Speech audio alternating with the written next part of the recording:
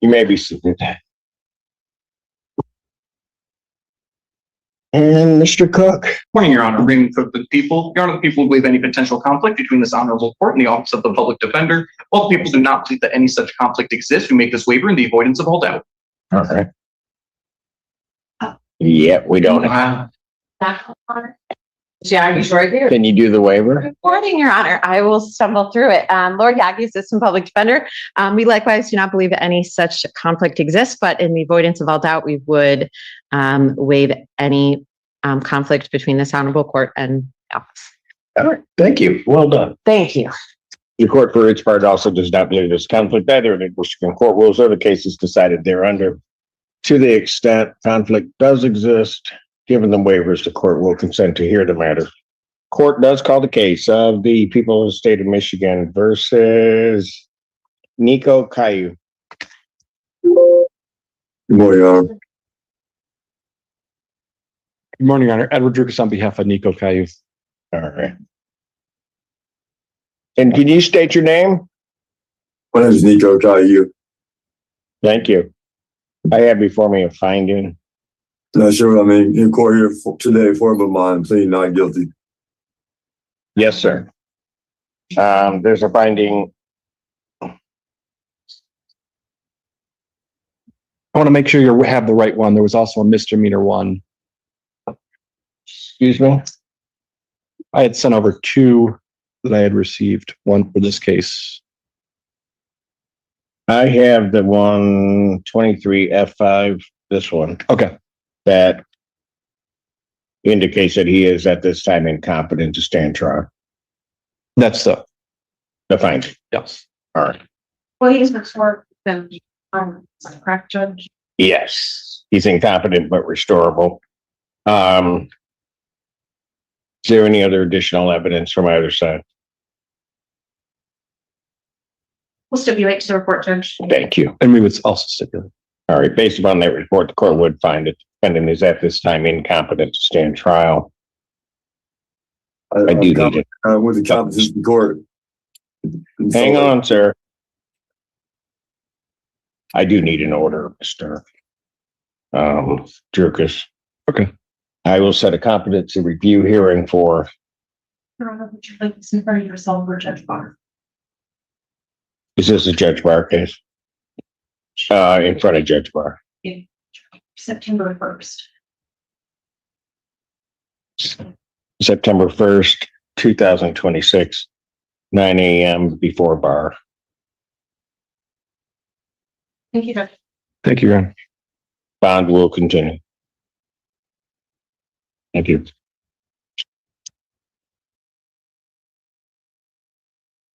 We're here today for a pretrial. It's my understanding Ms. Bryant's going to be entering a plea of guilty to an amended charge, and we're going to set this for sentencing. Is that accurately stated? Yes, Your Honor. Ms. Bryant, how old are you? 65. I'll be 66 in July. How far did you go in school? To the 11th grade. Are you able to read and write English? Yes. Are you under the influence of drugs or alcohol? No. Are you taking any medications? Just some stomach pills. Benton. Anything that would interfere with your ability to understand what we're doing here today? No, sir. Are you a United States citizen? Yes, sir. We've had some discussions about your case. If you enter a plea of guilty to this charge, I'm not going to sentence you today. Don't know enough about you. Don't know enough about this case yet. What I'm going to do is we're going to conduct a level 2 pre-sentence investigation. We're going to set this for sentencing in about 6 weeks. This is the kind of case that I'm going to put you into my community control program. Other than that, has anybody made any threats, promises, or representations to get you to plead guilty to this against your will? No, sir. I have a document entitled Change of Plea and Entry. It looks like on the second page, there's a signature above the line defendant. Is that your signature? Yes, sir. Did you review this with Mr. Elter before you signed it? Yes, sir, I did. Are you satisfied with the representation you received in the case? Yes, sir, I am. You're going to enter a plea of guilty to one count of attempted conveyance of drugs of abuse onto the grounds of a specified government facility. This is a 4th-degree felony punishable by up to 18 months in prison and a $5,000 fine. The aggravated possession of drugs is a 5th-degree felony punishable by up to 12 months in prison and a $2,500 fine. There is no mandatory prison, but if you violate the terms of your supervision and I do send you to prison, the maximum penalty also includes an optional period of post-release control of up to 2 years. Your rights really haven't changed that much since we went over them back in 2019. You still have the right to make the state of Ohio prove that you're guilty of this unanimously to a jury or to a judge beyond a reasonable doubt at a trial. You would have the right to confront all the witnesses against you at the trial, compel witnesses to testify on your own behalf, and you have the right to remain silent. If you enter a plea of guilty to these charges, you're going to waive all of those rights. You're going to admit that you did it. We're going to get on to the matter of the sentence. Is that what you want to do? Yes, sir. Mr. View? Your Honor, if the case were to proceed to trial, the state would produce evidence beyond a reasonable doubt that on January 3rd of 2026, at Warren County Jail, a detention facility located in Warren County, state of Ohio, that the defendant did attempt to convey a controlled substance onto the grounds of the local jail and was found to be in possession of methamphetamine, a Schedule II controlled substance. Any on those facts, Mr. Alter? No, Your Honor. Ms. Bryant, did you hear those facts? Yes. Do you admit they are true? Yes. Do you understand the right you're giving up by entering your plea?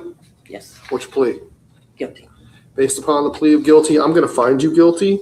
I think that you've made a knowing, voluntary, and intelligent choice here today, only after you had been fully advised of your constitutional rights, which you waived and rejected here in open court. We're not going to go into the matter of the sentence today. I'm going to set this for sentencing in 6 weeks. I anticipate I'm going to let you out of jail at some point. Ms. Bryant, where are you going to go? I live with my boyfriend at the trailer park in South Lebanon. It's called Rivers Bluff. I live at Trailer 2, Okay. and it's a stable place to live, Your Honor. We'd ask if you consider OR bonding her during the sentence. I don't think I'm going to do that, but I am going to send my case manager out to talk to you because I know that they haven't posted bond, but we also have an EM requirement. So I'm going to send the case manager out to talk to you, and we'll check on the residents. Anything else we need to do today? No, Your Honor. All right. That's all. Thank you, Your Honor.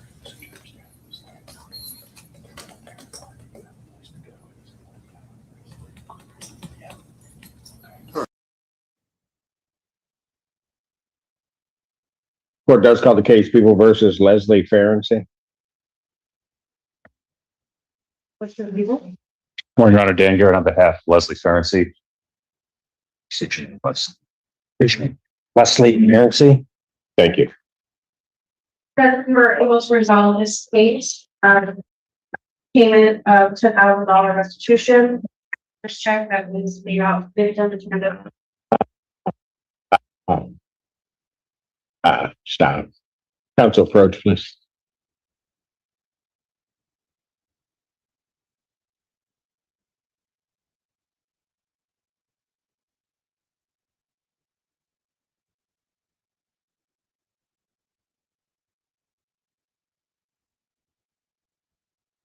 Objection, of course. He is dismissed. People's motion on McNally press. All right. Thank you, Your Honor. That was kind of no, that wasn't a growl. Wasn't it? Yeah, I think so. It's kind of like a whine. Stop talking. What did I do to my kids? Which one is the correct one? I'm sorry, which one? Which one is to play? I didn't even give it to you. Okay. But can you do this one? To me. Oh, this one. The court does call the case People versus Rayvon Reed. Morning, Your Honor. Raymond Cook for the people. Christina Saxon for Rayvon and Reed, who is approaching. How did I end up with both? Usually I get one. Never mind. Good morning. Rayvon Reed. Thank you. Your Honor, this is daytime set for preliminary examination as well as upon violation as the named people are unable to proceed. Depends for dismissal. All right. Before I dismiss it, it's bond violation was a bit troublesome.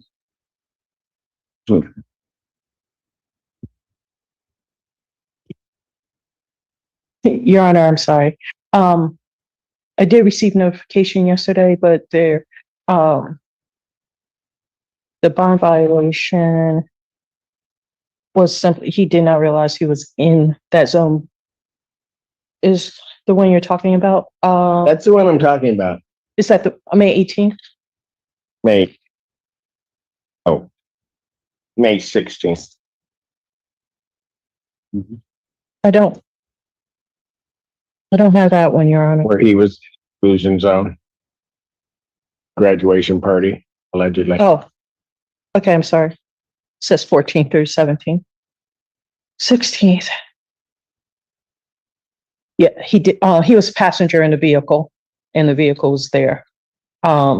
Once he was told about it, he explained that it was there. Once he was told about it, he went deeper into the exclusions. He was, again, the passenger in the vehicle, not the driver. And he asked to be removed from there as the passenger, and without money on him to pay for a ride. He felt at the mercy of the driver. Was he admitting to the violation? Yes, sure.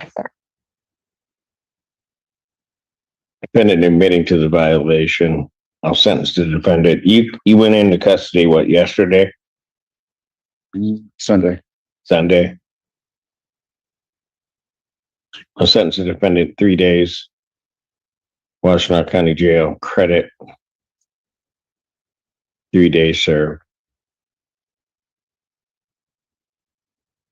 Case is people being unable to proceed. This case is dismissed on defendant's motion. Thank you. Thank you, Your Honor.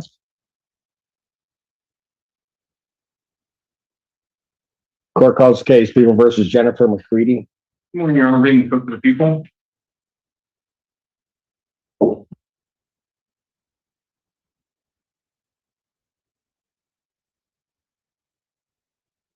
Good morning, Your Honor. Good to see you, Matthew Mansour. On behalf of Ms. McCready, who stands to my right, Jennifer, can you please state your name for Judge Simpson? Good morning, Jennifer McCready. Thank you. Your Honor, some people are unable to proceed. Your Honor, the defense would respectfully move for dismissal, please. People being unable to proceed, this case is dismissed on defendant's motion. Thank you. Thanks, Your Honor.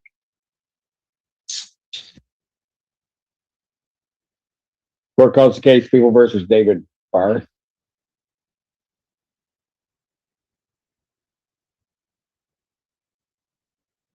Good morning, Your Honor. Jasleen Singh on behalf of the defendant, Mr. David Barth. Mr. Barth, please state your name for his honor. David Barth.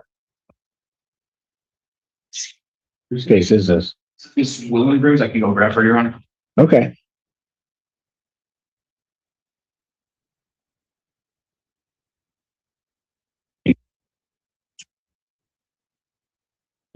Jake, can I put the vehicle, Your Honor?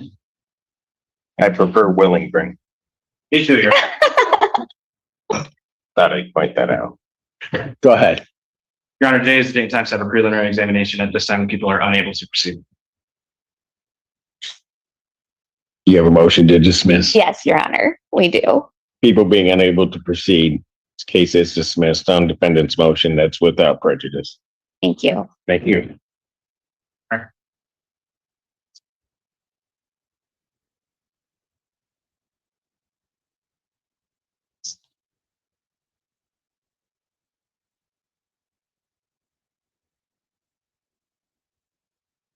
Court calls the case of the people of the state of Michigan versus Gabriel Hamby. Good morning, Your Honor. Maria Van House.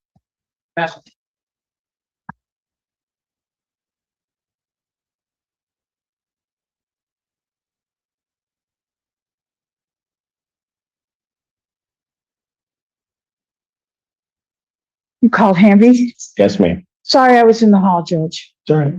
Kimberly Stott on behalf of Mr. Hamby, who's standing to my right. Would you state your name for the record? Gabriel Hamby. Thank you. I have here a waiver form. I can hand it to your deputy. For the record, I'm full. Examination.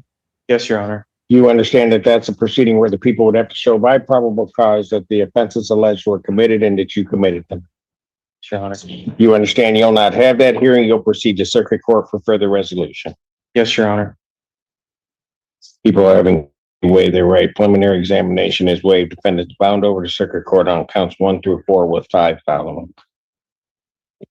Thank you, Judge.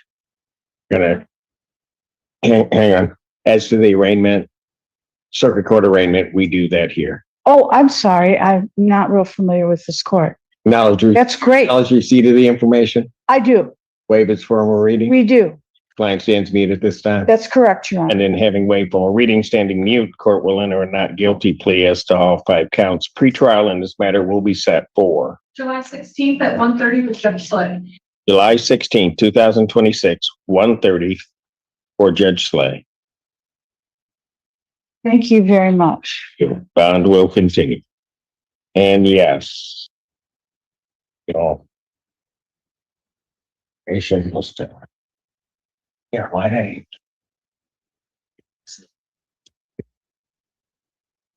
Please on. Yes, she's here. You're a wonderful job. First case. So that's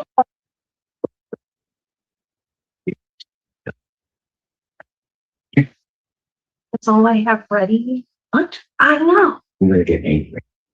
Just turn your face. This is what it was.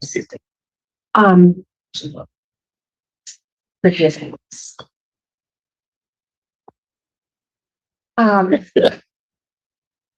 What? That's all?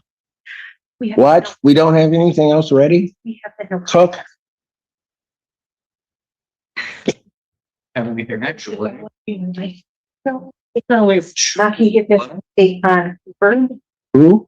Hannah. I'm running in control. There's a PD that can. So Mr. Cooper has 3 cases, but I don't know what's happening with the third one. I was just gonna walk there. That was victim on Hamby. I was just gonna walk around and explain. Take your time, please. I have all day.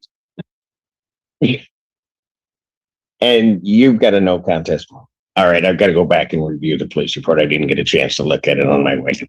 Anything else, Cook? Not at the time, Judge. Miss Willing, bring anything? This is no contest plea. You're on the other side of that.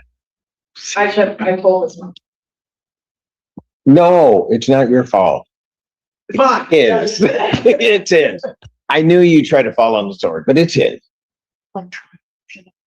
Because I can send that to the other intern. Do I have it? Why don't you ask her? Miss Well. Why are you asking? I don't need it. Because you're in charge. I'm just, no, I'm not. I know.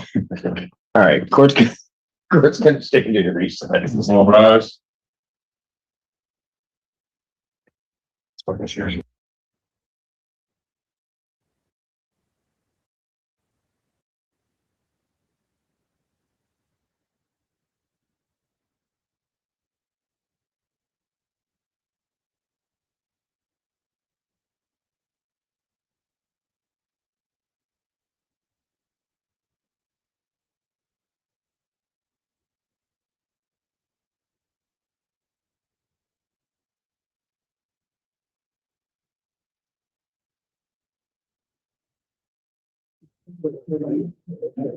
Judicial review, Judge. I think there's.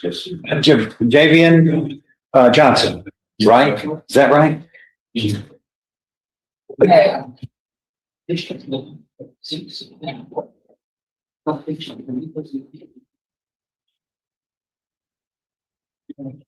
Placed on 10 years deferred or unadjudicated probation for aggravated assault. A month and a half ago. That's not.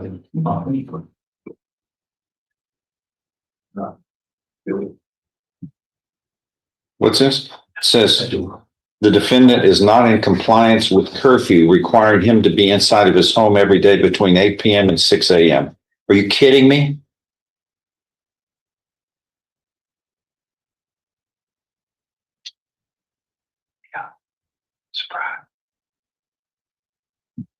This is your godmother talking.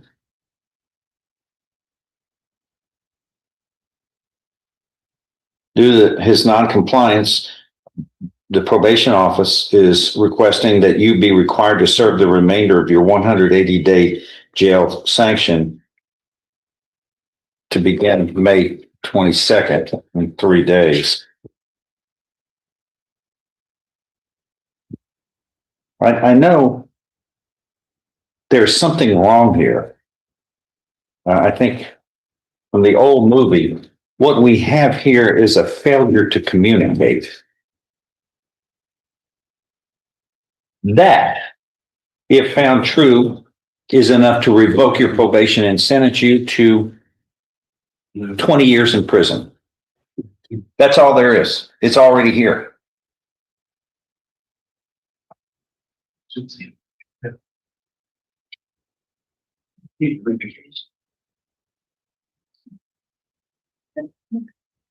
obvious that you didn't take any of this seriously. Or you would have acted differently, but do you have a pre-sentence report? If you have a chance, let me just look at that real quickly, please. Thank you. That's for trial. That we can still submit for. When the father's, and this is from paper feedback, and the fund, the speed. Well, going to. Like the office. You get. My officer. Okay.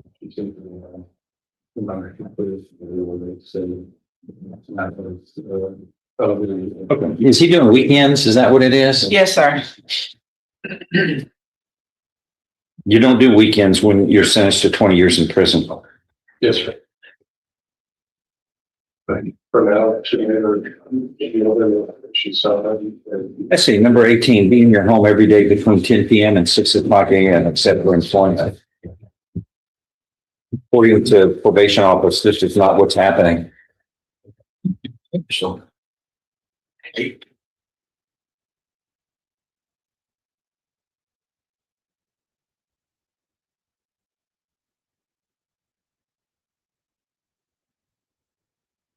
We even had, when the order was signed by this court on your curfew, due to the serious nature of this criminal offense, an early curfew is deemed necessary and appropriate.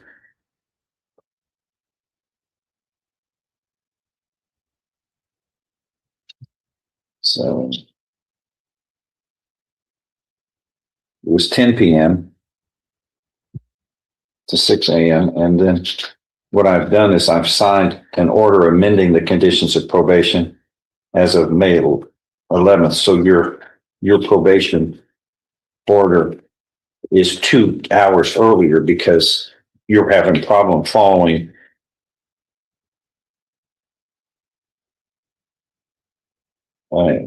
the curfew that was granting you an extra 2 hours. You lost 2 more hours. Plus you're about to go, you got 1 foot in prison for 20 years. Yeah, highlight.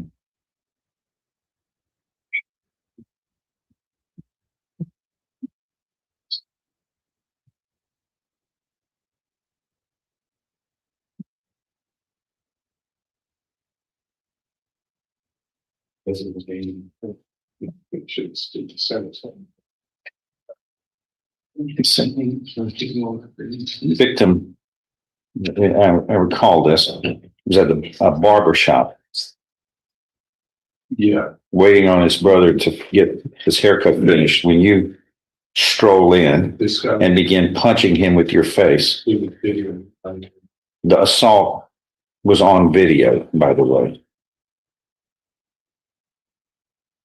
Shows you assaulting the victim without provocation.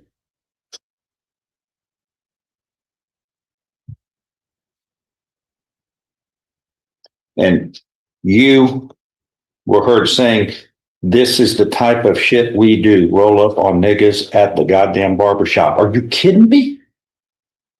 I ought to stick a bar of soap in your mouth, like my mother would do if I used poor language, vulgar language. You think this is intelligent thought? No, it's foolish behavior.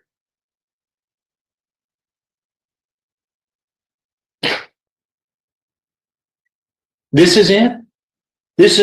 You just stroll around this town and beat up on people. That's what you do for fun? Nothing else in your life? Nothing else in your life? It's gonna be hard to do it when you're in jail or in prison for 20 years.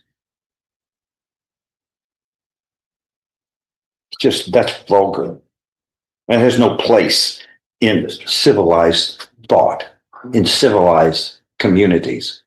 You're the problem here. You're the problem in this county. People just like you.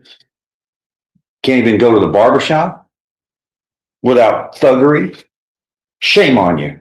Shame on you. Well,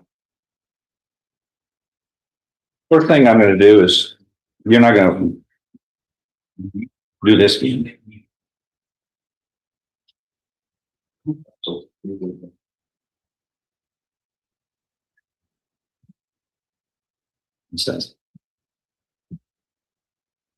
So you've been on probation just since March, right? No, sir.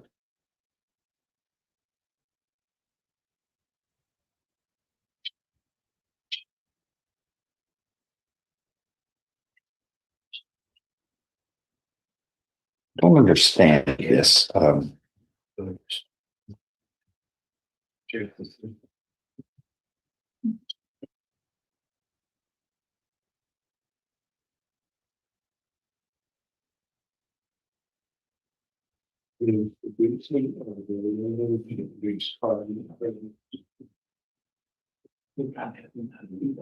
let me get this straight. This event we're talking about here, that we put him on probation, that occurred on October 30th of last year.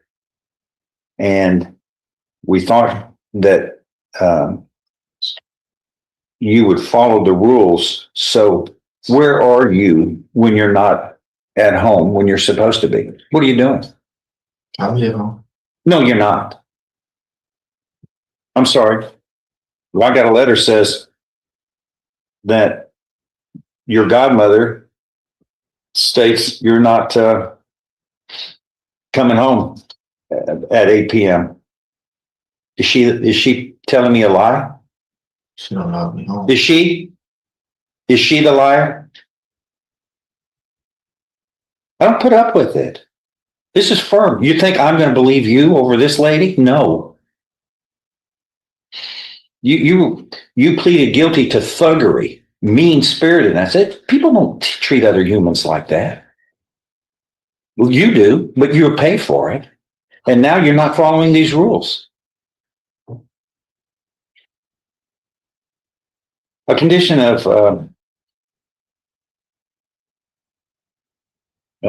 probation is serving you are serving 180 days, and that's on weekends. What are you doing during the weekday other than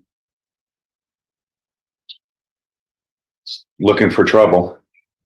What do you do when you're not in jail? Job applications. Sir? Job applications. Okay. Do you have a job? How long have you been looking? Since probation? You're kidding me. You can't get a job? I accepting. Huh? My job is accepting. Why do you think? Who wants you when you act this way, right? They wouldn't trust you working with other people. You go to the barber shop and just beat up on people for no particular reason. And then this shout vulgarities and racial epithets. Shame on you. That's right. Really, Your basket. I think they're talking about somebody needs to put a bar of soap in your mouth and wash your mouth out, because that's vulgar. Tell me what basket. That's what parents used to do in the old days. Vulgarity. You know what? Kids didn't do it again. They learned the lesson. All right.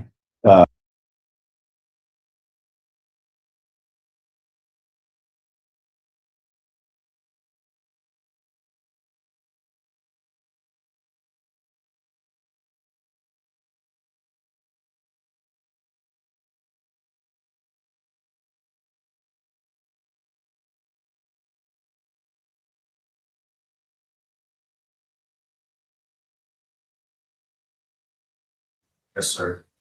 hang on, be $35 more. Is that right, Lisa? The balance on the A case is $598.60 and the B case is $296. So you're charged with failure to pay $598 on the A case. If I find you didn't pay and your failure to pay was not without your fault, you could get 93 days with credit for 1 day served. On the other, I'm sorry, you said $296 on the other? That's correct. And you're charged with failure to pay $296 on the B file. You could be incarcerated 1 day for every $10 owed on that.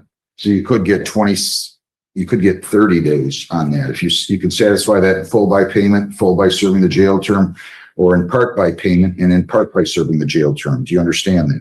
Yes, sir. Did you sign an advice of rights form today? No, sir. You're presumed innocent. They have to prove you guilty by a preponderance of the evidence. You have the right to a hearing. At that hearing, they have to prove you guilty by a preponderance of the evidence. That is that you failed to pay and your failure to pay was not without your fault. And you have the right to remain silent at that hearing, to bring in your own witnesses at that hearing, to use the subpoena powers of the court to bring in those witnesses. If you plead guilty, you'll be giving up all those rights and we're not going to have a hearing. Do you understand that? Yes. You have the right to a lawyer. If you want one, I'll give you one. Would you like a lawyer? Yes, sir. Can I ask a question? It depends if it's a question. You should really talk about it with your lawyer. So I'll give you a lawyer. Can't just come walking in here 10 months later. I mean, maybe other judges are more understanding. I'm not one of them. I understand. I just want to explain. No. Okay. I want to hear it. Yes, sir. 9 months later, I guess. I don't get it. I don't understand it. I never have, never will. It's so incredibly disrespectful. You might as well bring in a flag that says, I have no respect for the greatest branch of government, the greatest country in the world. Go out, meet with your lawyer, come back in front of me, okay? Ralston, Lawrence Dwayne Ralston, 263-239-307. Yes, sir. Come on up here. Just a second. I also have Kenneth Lee Ralston, 260-239-310. All right, come on up.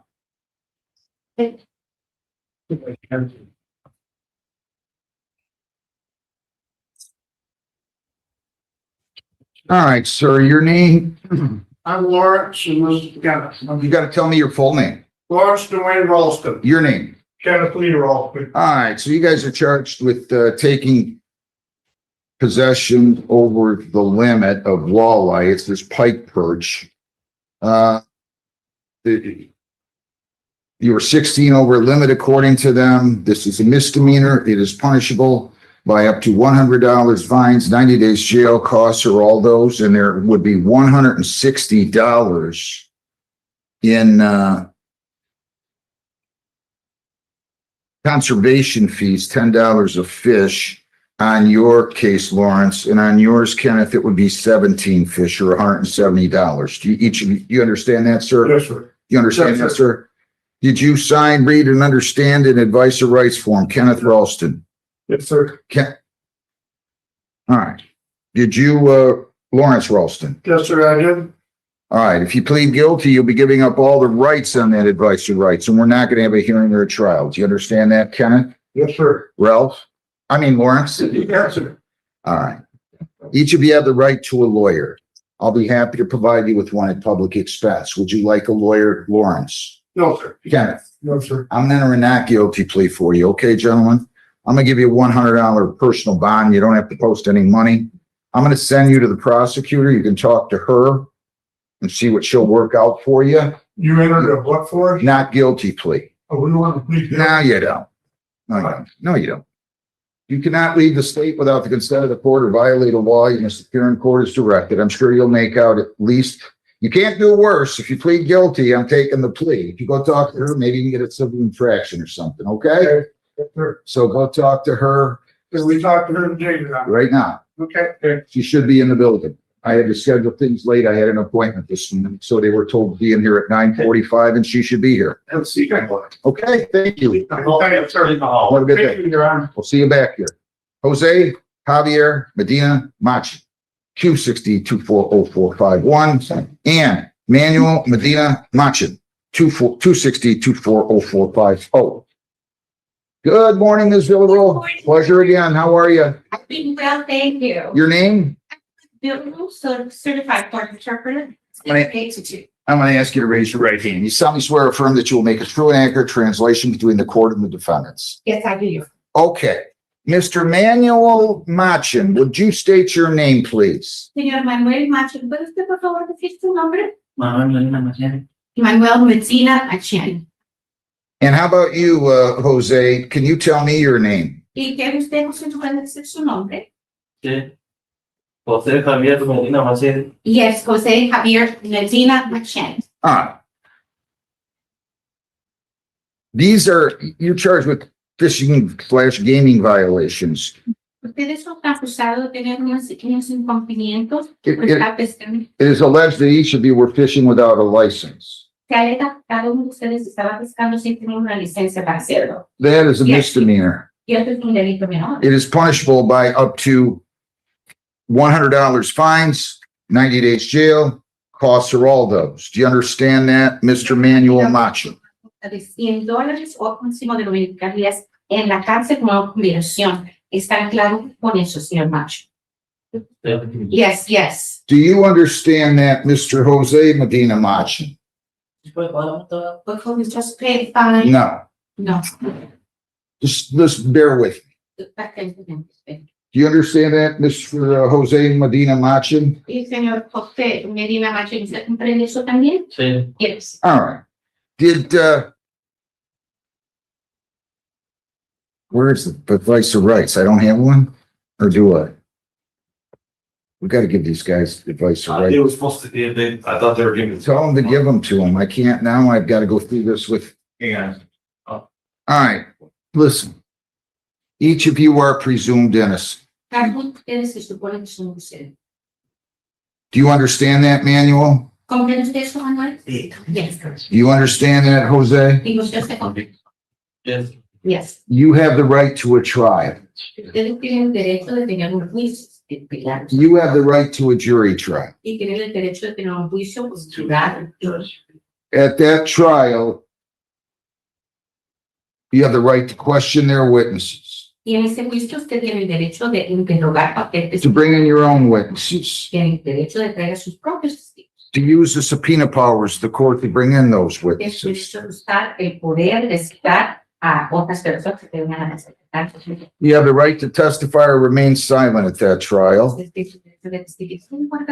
you remain silent, that silence would not be held against you. Guarden silencio durante el proceso judicial, no le pueden perjudicar. If you plead guilty, you're going to be giving up all of those rights and we will not have a trial of any kind. Do you understand that, Manuel Machin? No van a tener un juicio de ningún tipo y renuncian todos estos derechos. ¿Comprende usted eso, señor? Oh, sí.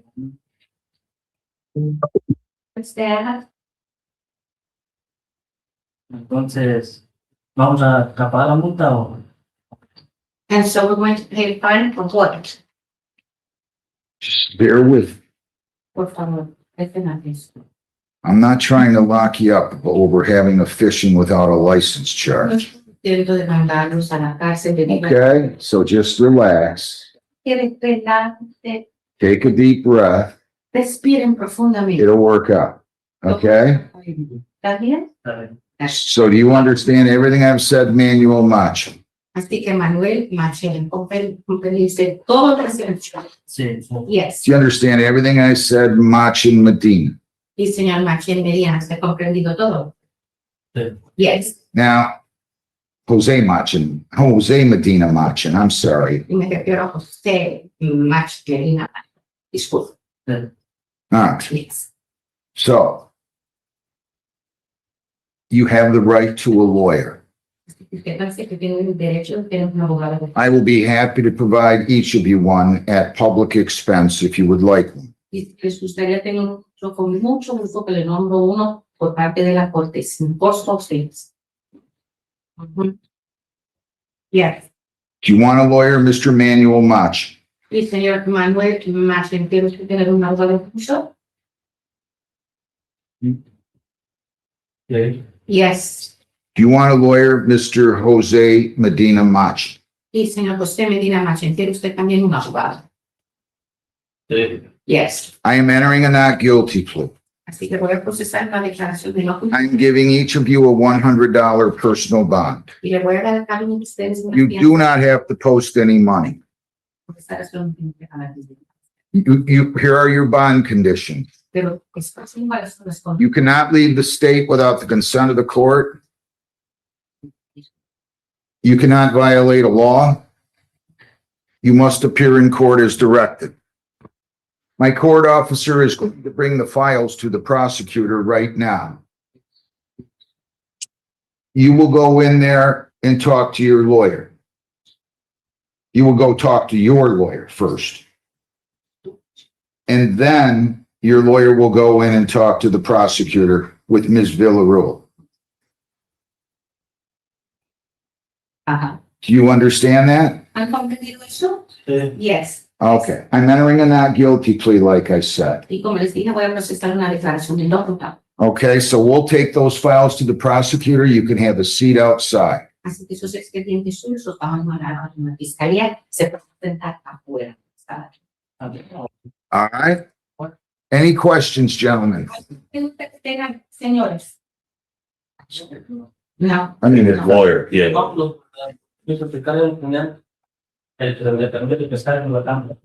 already have a fishing permit. Good. Tell your lawyer that. Díganle eso a su abogado. Thank you. Thank you, Ms. Baker. You're welcome. Yeah.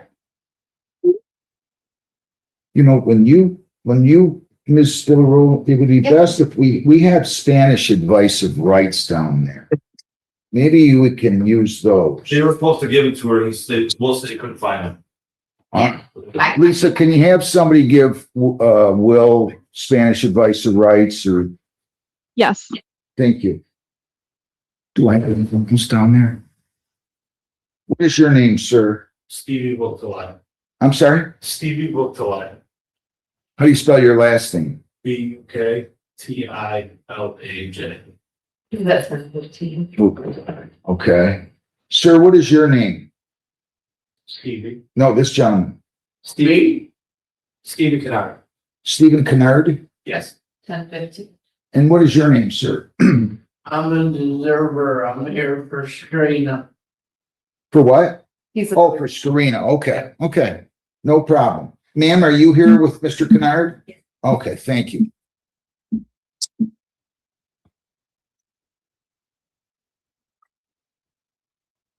I'm speaking. All right, I don't have anything ready, so as files come available, I'll be back out. Okay, it's gonna start a little slow because I had an appointment and told everybody 9:45 to start the dockets at, okay? Make sure, that was, stay seated. Is there one ready?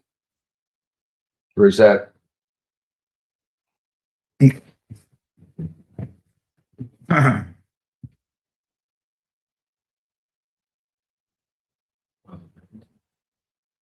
All right, people against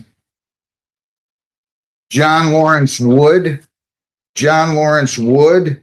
26M703415.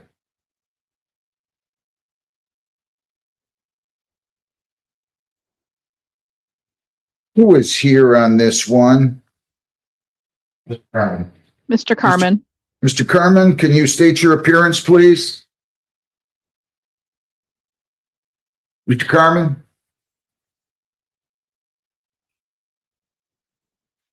John, would you please go get him? I don't believe he's in the building. He's not in the building. I'll text him. This is his only case today. He was assigned to this felony. Gotta take that phone out of here, sir. Phone's gotta be signs all over the doors. I'll text him on everything.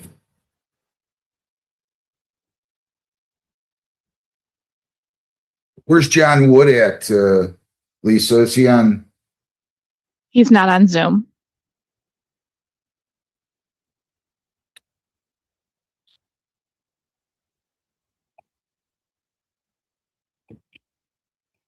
He didn't check in with me, but she even found some. Middleton. Prosecutors.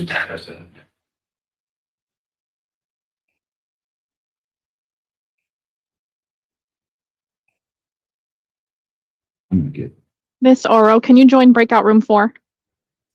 Yes, I did, and I did talk to Defense Attorney Mo Nasser, and I believe we are ready to go. Okay, that was quick. Thank you. You're welcome, and I'm sorry. I was actually in sometimes our PBK system doesn't update. I was in Judge Heston's waiting room for a long time. I That's forget okay. that you guys switched. Thank That's you. okay. Mr. Carmen, have you talked to Mr. Wood this morning? Yeah, sure. And I think you should be almost there. Okay, he's coming in person? Yes, you ordered him too. Okay. I think he'll be there shortly. I just talked to him a few minutes ago. He's set for 10:15, Judge. Okay.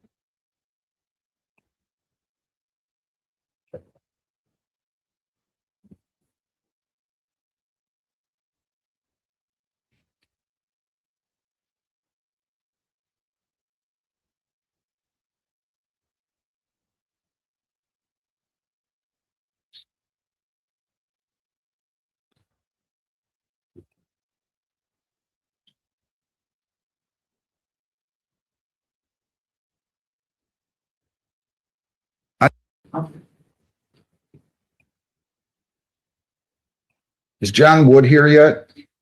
Come on up here, sir. People against John Lawrence Wood, 26M703415. Your name? John Wood. Mr. Carmen? Good morning, Your Honor. Michael A. Carmen, P73824 on behalf of the defendant. So I understand that this will be a waiver. The prosecutor's written no objection to waiver. Is that true? Yes, sir.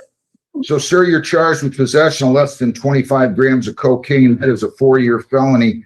You have the right to a preliminary exam. At that preliminary exam, the people have to show that the crime was committed and that you were the one who probably committed the crime. If you waive your right to an exam, you're waiving that requirement, and you will automatically be bound over for further proceedings to the Wayne County Circuit Court. Do you understand that? Yes, sir. Anybody force you to give up your right to a preliminary exam? No, sir. And you still wish to do that? Yes, sir. All right, I'm going to accept the waiver. I find the waiver has been made voluntarily and understandingly. You're bound over for further proceedings to the Wayne County Circuit Court. June 2nd at 9 a.m. will be the AOI date, the arraignment on the information. Bond is 10,000 PR. Prosecutor did not indicate they have an objection to continuation of the bond, so the bond's continued. You've been going AA, correct? Yes, sir. Let me see it. Yes, sir. Let me see it. Oh, I don't have, I didn't know I had to have that option. Sorry. So Where is it? Where is it? it's Apple. Well, you only live in Rockwood. You can go get it then, right? Yes, sir. You have it all done? You've been going twice a week?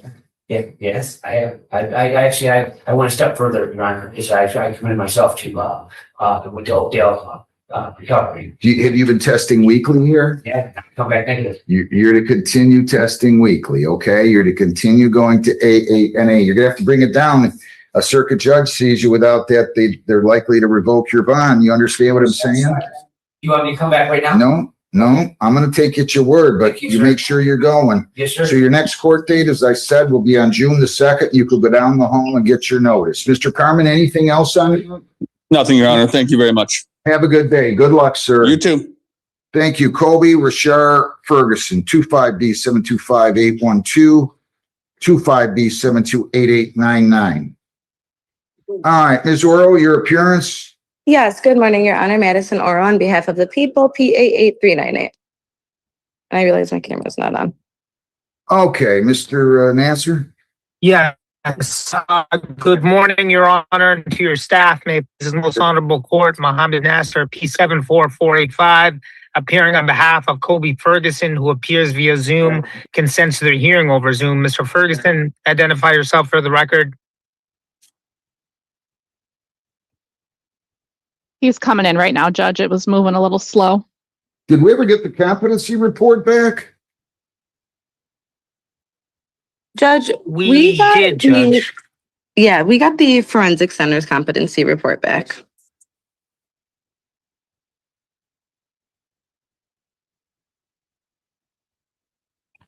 Yes, Kobe Ferguson.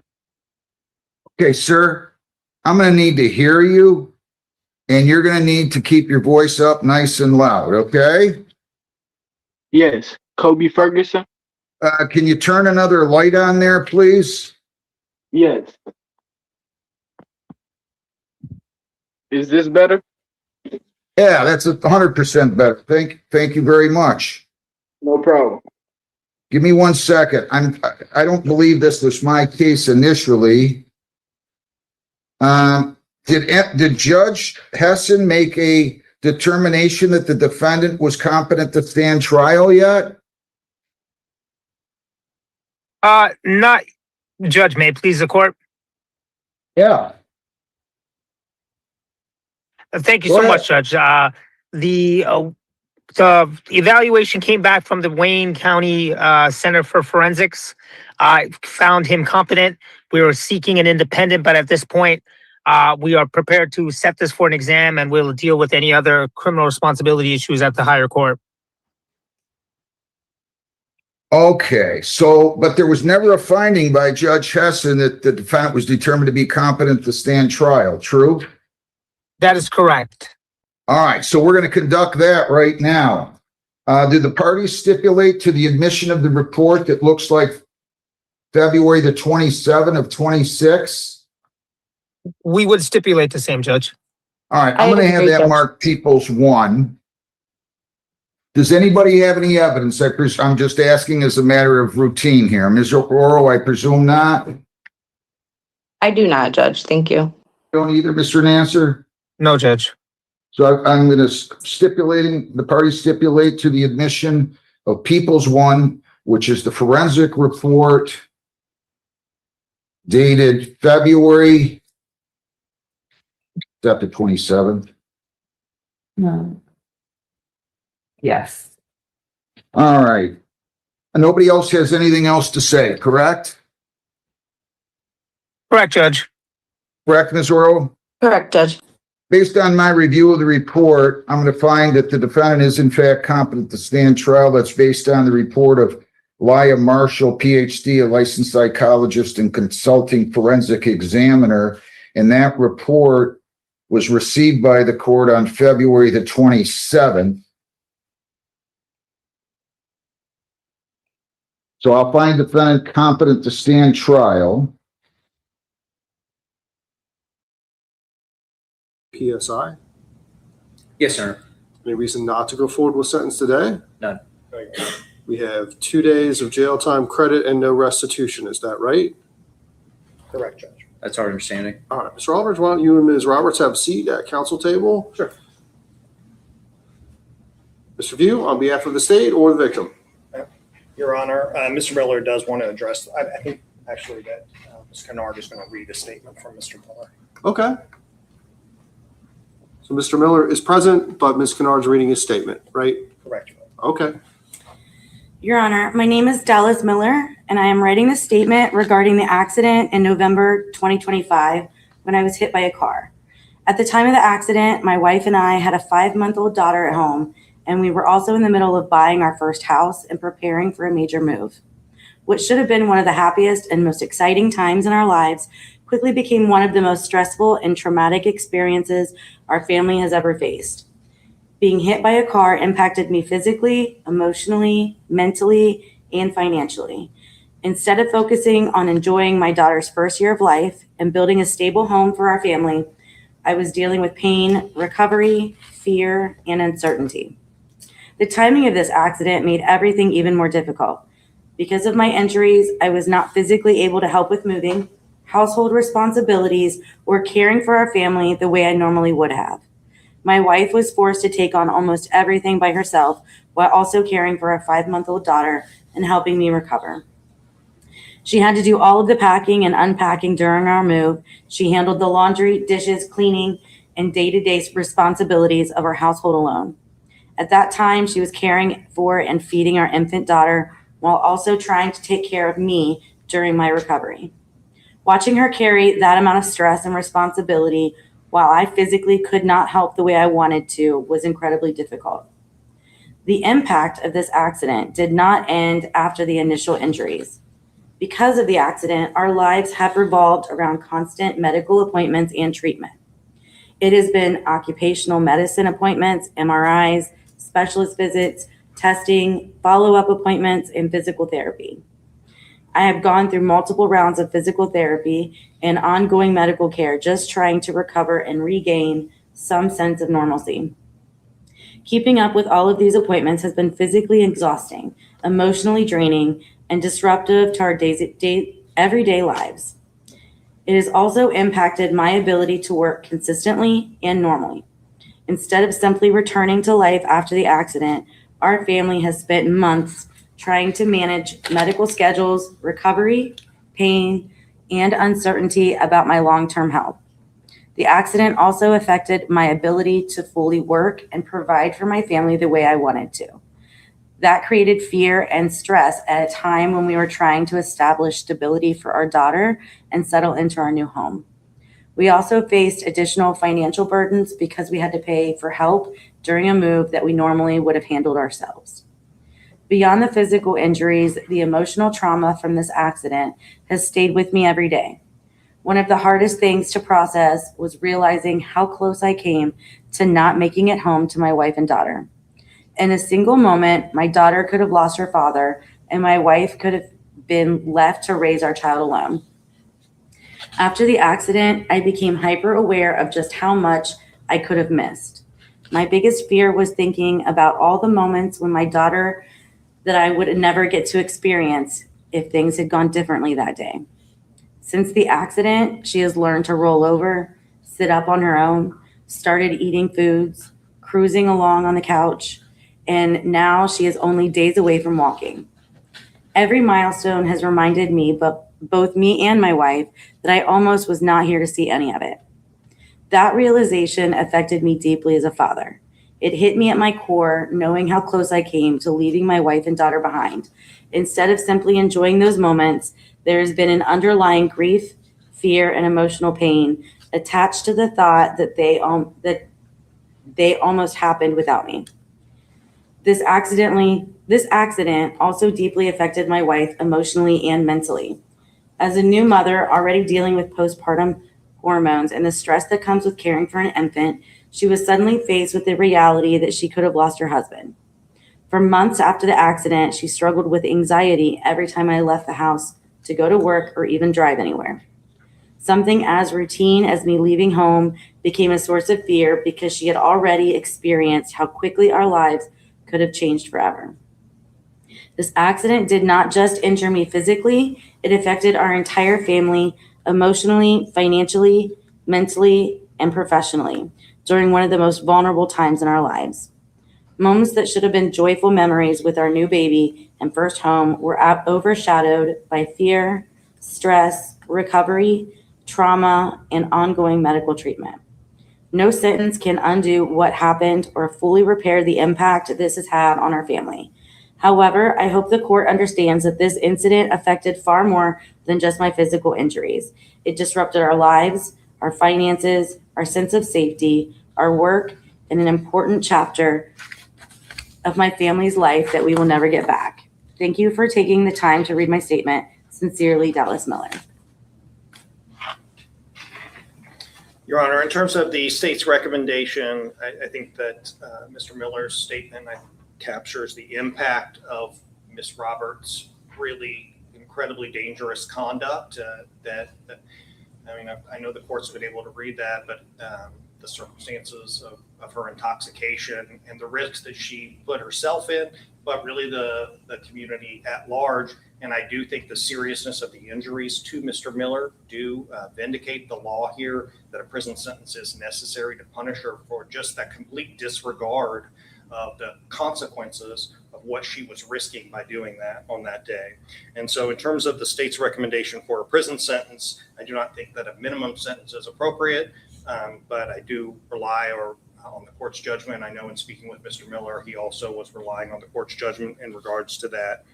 I think that a license suspension of a significant period of time is also warranted. There is a $565 fine that's mandatory on the case as well.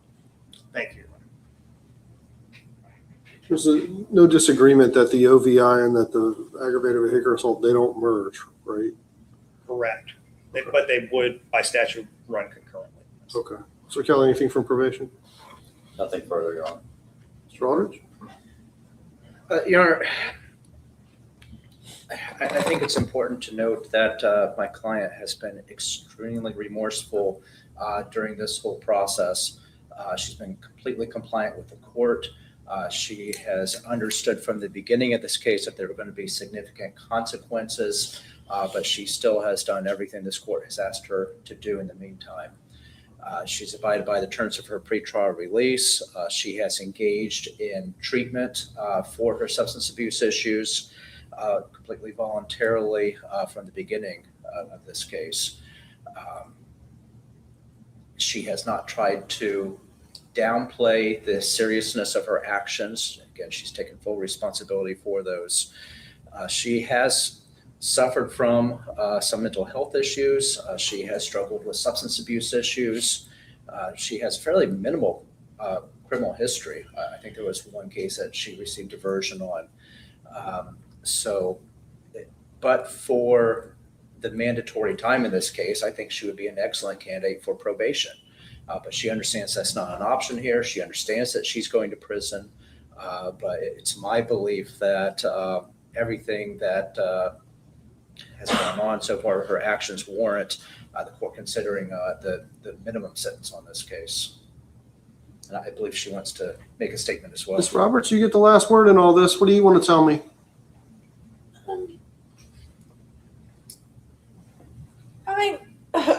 Sorry. I know that there are no words that are good enough to show how sorry I do feel. I know that I was selfish and I was inconsiderate and I was thoughtless getting behind the wheel that day. And if I could, I would take it all back in a heartbeat, not just for myself, but hearing his statement, I never wanted to impact a stranger like that. I feel horrible, and I am so sorry to Mr. Miller and his whole family.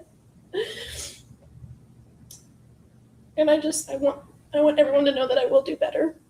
I will not make this mistake again, and that I really am sorry.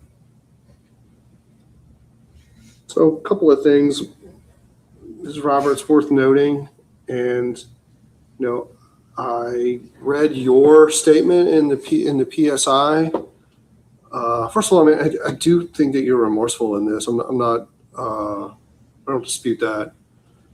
But both in Mr. Miller's statement and in your statement attached to the PSI, you both made the same fundamental mistake, which I want to correct right now, is that this incident is not to be referred to as an accident, not ever. This is a crime. And in your statement to me, I don't interrupt victims in their statements, but in your statement to me, you called it an accident. Don't ever call this an accident again. This is a crime. An accident is, but for the grace of God, go I, run a stoplight, don't look, don't see, don't any of those kinds of things. They do not involve drugs, alcohol. This is not an accident. So we're not going to talk about it like it is. But also, I think this incident offers a perspective of clarity, not only for you, but what I am able to see from Mr. Miller's statement, which is an opportunity, Ms. Roberts, to know just how precious life is and just how quickly things can change. If I had a nickel for every time somebody said in this courtroom, I wish I could take it back, I wish I hadn't have done things, happens in every case, almost every case.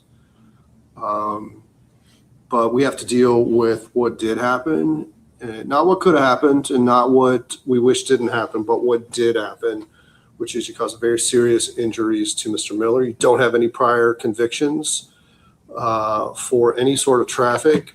And normally what I do up here, Ms. Roberts, is I do three things. I protect the public, I punish offenders, and I rehabilitate people. The state legislature has really taken that third part out of my hands because rehabilitation and supervision do not come as part of this. This is simply a punishment case because there's a mandatory prison associated with it. Normally what I would prefer to do is some sort of blended sentence where I give you a prison sentence and then I put you on probation and make you live by rules and give you the tools that you need to make sure this doesn't happen again. I don't have the authority to do that. All I have is the authority to impose a prison sentence. I do think a minimum prison sentence is appropriate, so I am going to sentence you to 12 months in prison. This is going to be mandatory time, which means that I have no power to release you early. This includes a mandatory period of post-release control of anywhere from 1 to 3 years. That means upon your release, the adult parole authority is going to supervise you. And if you violate the terms of that supervision, you can be returned to prison for up to 1/2 of my original sentence. Or if you violate by committing a new felony, then you can be returned to prison for up to 1 year or the amount of time you have left on post-release control. It's automatically whichever of those is the longer period, and it's automatically consecutive to the sentence that you would receive for the new felony. I am not going to impose a fine on the felony case. We have a minimum fine required on the OVI case, which is $565.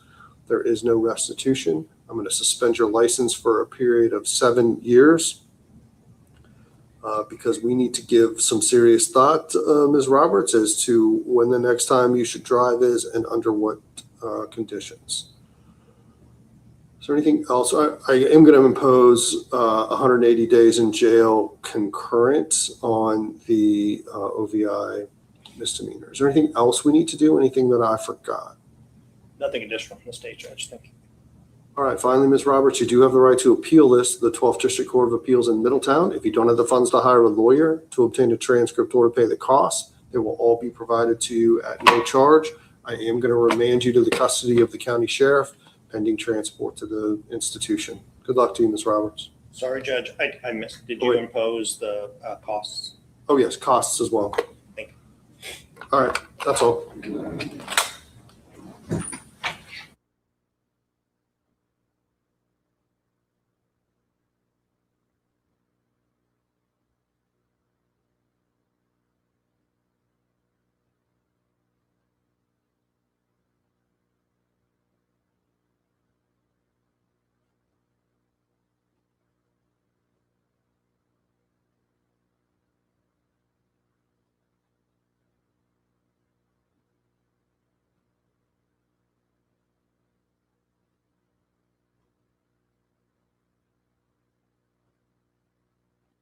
O'Brien,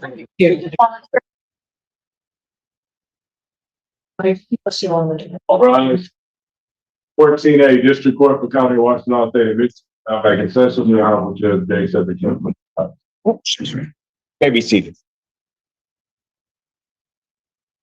Court does call the case of the people versus Cyrus Robertson.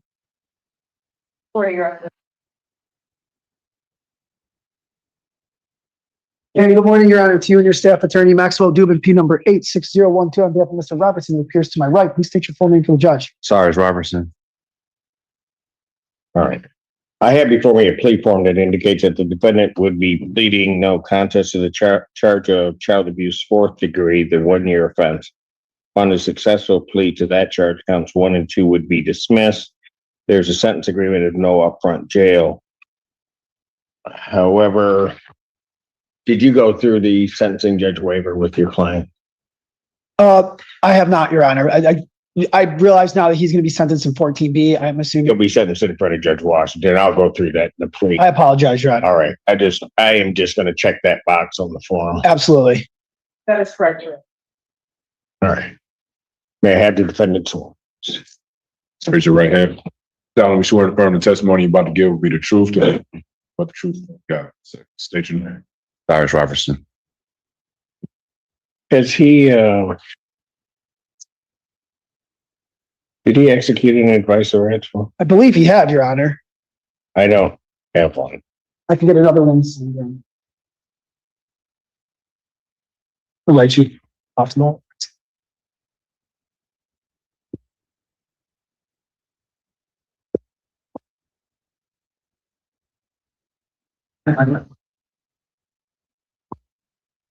No, just for the record, I have one over these rights of the client. He does understand them. Just I have his name and everything.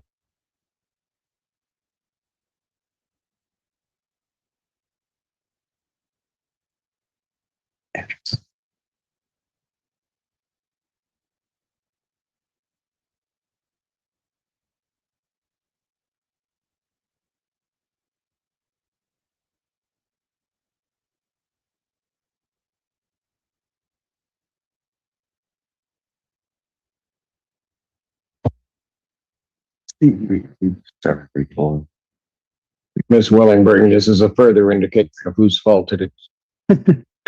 rest. What was the rest of the 9-3. Take full responsibility here.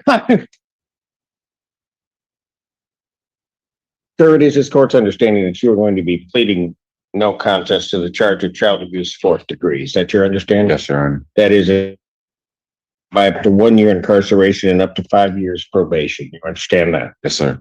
All right. Do you understand what a no contest plea is? Yes, sir. All right. 2 things about it that I have to make sure that you understand it. First of all, means that you're not further desirous or wanting to contest this charge. You understand that? Yes, sir. The second thing you need to understand is that for purposes of sentencing, the court is going to treat you the same as though you had pled guilty. You understand that? Yes, sir.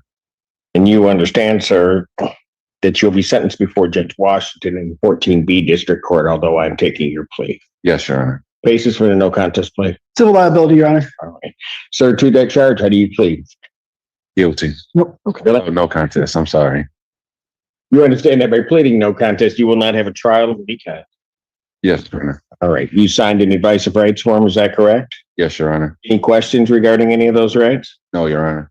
Please look at paragraph 5. You'll see a copy on the podium. Those are your rights, which are part of a trial. You understand that by pleading no contest, you're giving up those rights as well as all the rights on that form. Yes, Your Honor. You understand you're giving up your right to appeal of right. Yes, Your Honor. Are you on probation or parole? No, Your Honor. Has anybody promised you anything other than what's been stated here today to get you to plead? No, Your Honor. Anybody threaten you or coerce you? No, Your Honor. Voluntarily and of your own free will?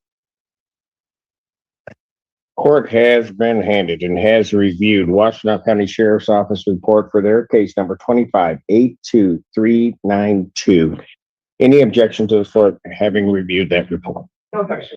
No objection, Your Honor. The people or the defense would stipulate to the police report for factual basis, Your Honor. Based upon a review of that report, the court does find that there's a sufficient factual basis in which the court could determine the defendant's guilt of this offense.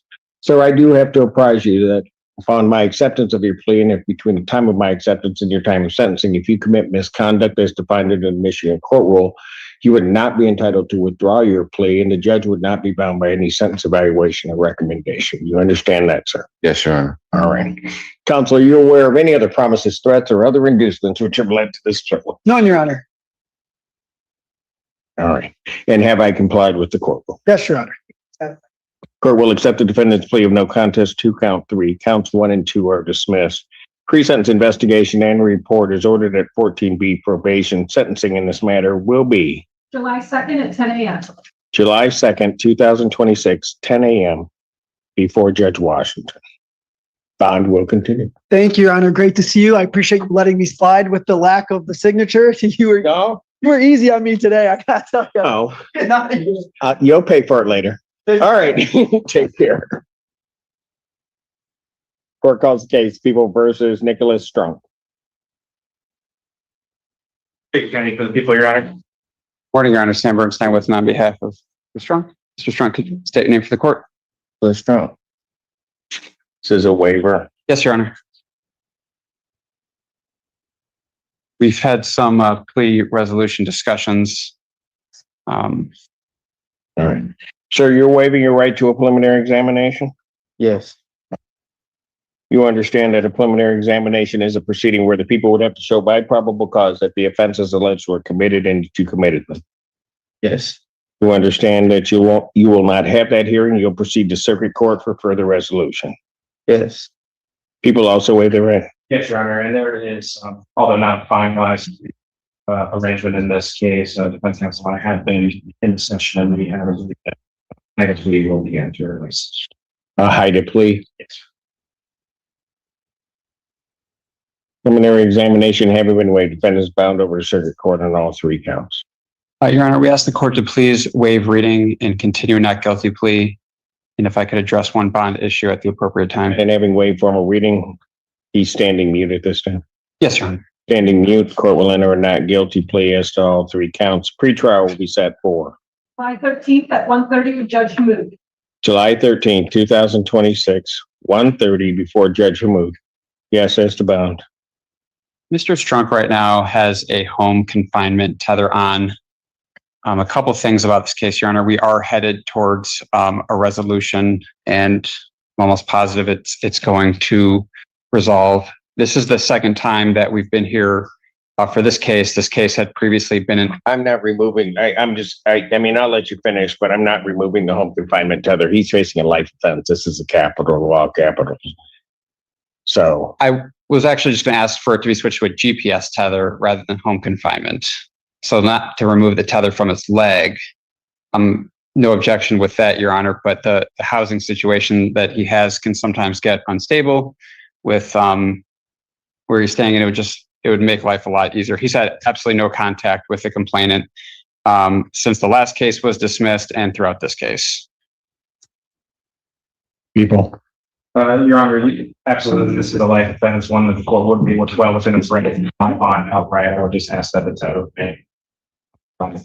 Motion for bond modification is denied. Bond will continue with the home confinement. Thank you. Yeah. Hey, Your Honor. Mayor, approach to sign the information.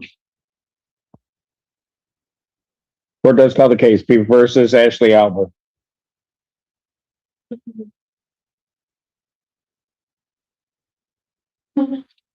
Oh, boy. Good morning, Your Honor. Christina Costantino, appearing with and on behalf of Ashley Albert. Ashley, can you state your name for the court? Ashley Albert. Court has before it a plea form that indicates that the defendant is going to be pleading no contest to an added count 3 of larceny, 200 to 1,000. That's a 1-year offense. On a successful plea to that, count 3, counts 1 and 2 would be dismissed. Defendant is agreeing to pay restitution in the amount of $2,770. And that's the court's full understanding. That's correct, Your Honor. Guys. Yeah, I have her sworn. Right hand. Do you solemnly swear to affirm the testimony you're about to give the truth, the whole truth, and nothing but the truth, so help you God? Yes. State your name, please. Ashley Albert. Ma'am, it is this court's understanding that you are going to be pleading contest to the charge larceny 200 to 1,000. That is a misdemeanor punishable by up to 1 year incarceration, a $2,000 fine. Court cost, the fine could be increased to 3 times the value of the property. And if that's greater than $2,000, that would become the maximum fine. You understand that? Yes. All right. You understand what a no contest plea is? Yes. 2 things about it I have to make sure that you understand. First of all, it means that you're not further desirous or wanting to contest this charge. You understand that? Yes. The second thing is that for purposes of sentencing, the court will treat you the same as though you had pled guilty. You understand that? Yes. You understand also, ma'am, that while I'm taking your plea, I would not be your sentencing judge, and you would be sentenced before Judge Barr in the 14A2 District Court. Oh, yes.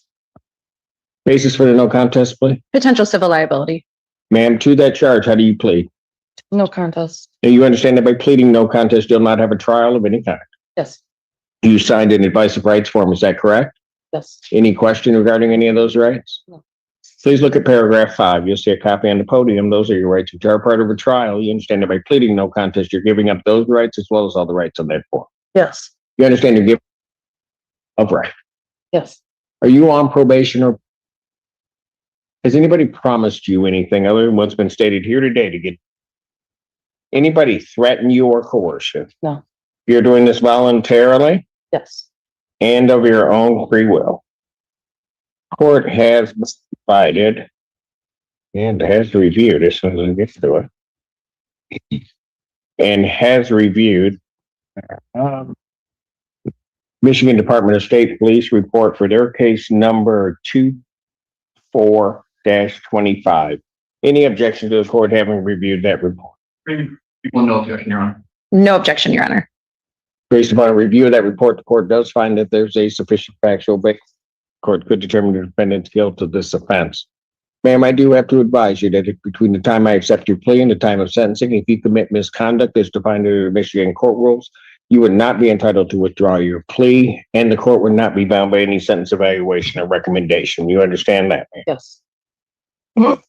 Counsel, are you aware of any other promises, threats, or other inducements which have led to this plea? None from the people? None from the defense. And have I complied with the court? Yes, Your Honor. Yes, Your Honor. Court will accept the defendant's plea of no contest to count 3. Counts 1 and 2 are dismissed.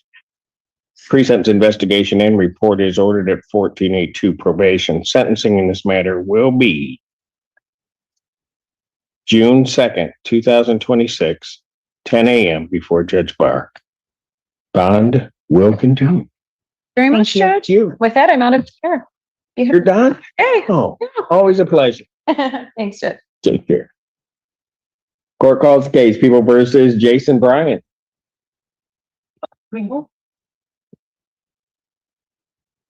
Sorry. Good morning, Your Honor. Lori Yaki, Assistant Public Defender, with and on behalf of Mr. Bryant, who is approaching. Mr. Bryant, can you state your name for the court? Jason Bryant. All right. And he's waiving his right. He is, Your Honor. If I may put the offer on the record. Go ahead. The people are offering a use in this matter, but Mr. Bryant has a pending violation of probation that's already set before Judge Conlon on June 17th. So I specifically asked the people to hold that offer open until his VOP in front of Judge Conlon, when we would seek a global resolution for both matters. That is So you're waiving your right to a preliminary examination? Yes, sir. You understand that that's a hearing where the people would have to show by probable cause that the offenses alleged were committed and that you committed them. Yes, sir. You understand you'll not have a hearing on that? You'll not have that hearing and you'll proceed to circuit court for further resolution. Yes, sir. All right. People also waive their right. Yes, sir. Preliminary examination and haven't been waived, defendants bound over to circuit court on both counts. We would waive formal reading and stay mute, Your Honor. Defendant every way from a reading standing mute. Court will enter not guilty plea. Pretrial in this matter will be set June 3rd at 1:30 with Judge Conlon. June 3rd, 2026, 1:30 before Judge Conlon.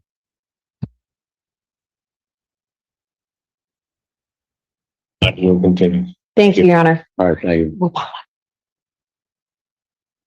More calls case, People versus Cynthia Holloway.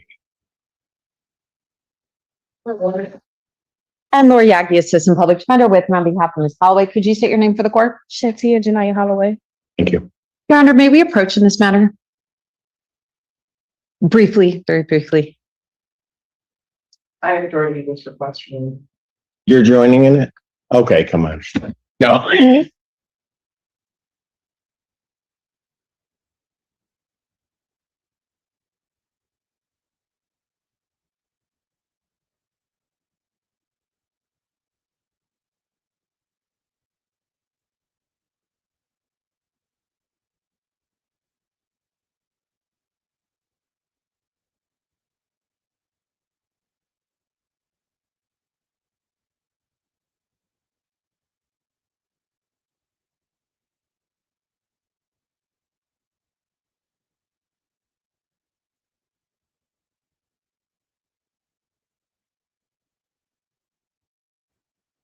Aware upon this, the setting of this preliminary exam date, and that there's a request to adjourn. Is that correct, counsel?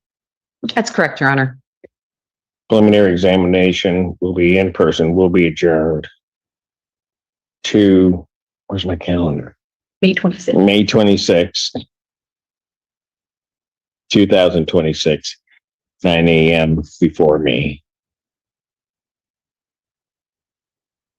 Did you wish to make a request? You may go ahead. Your Honor, we're grateful that we're able to come back next week. I think my bond motion would be stronger once I had more information. And so I think given that we're able to come back next week, which we're grateful for, I'll address it at that time. Very good. Bond will continue with its issuance. Thank you.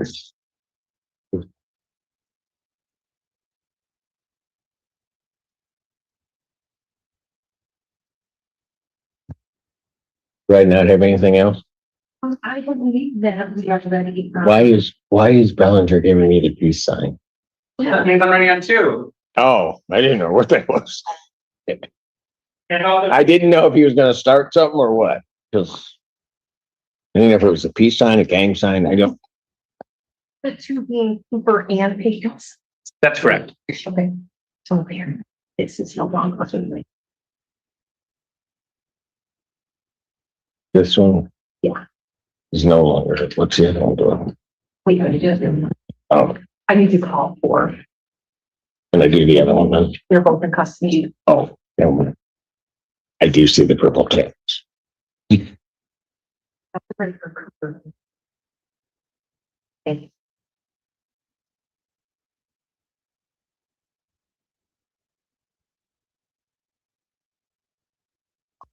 Come on.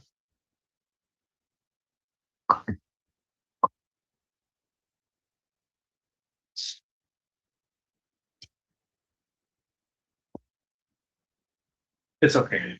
No. No. So, no, so there. Okay. So we don't want to follow that.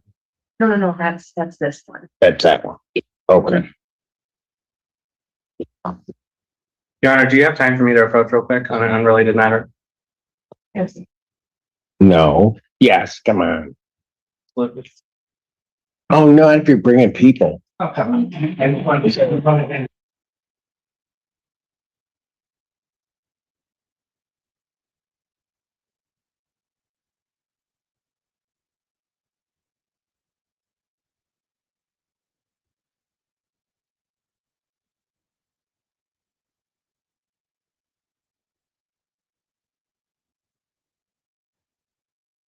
248. Yes, oh, I'm sorry.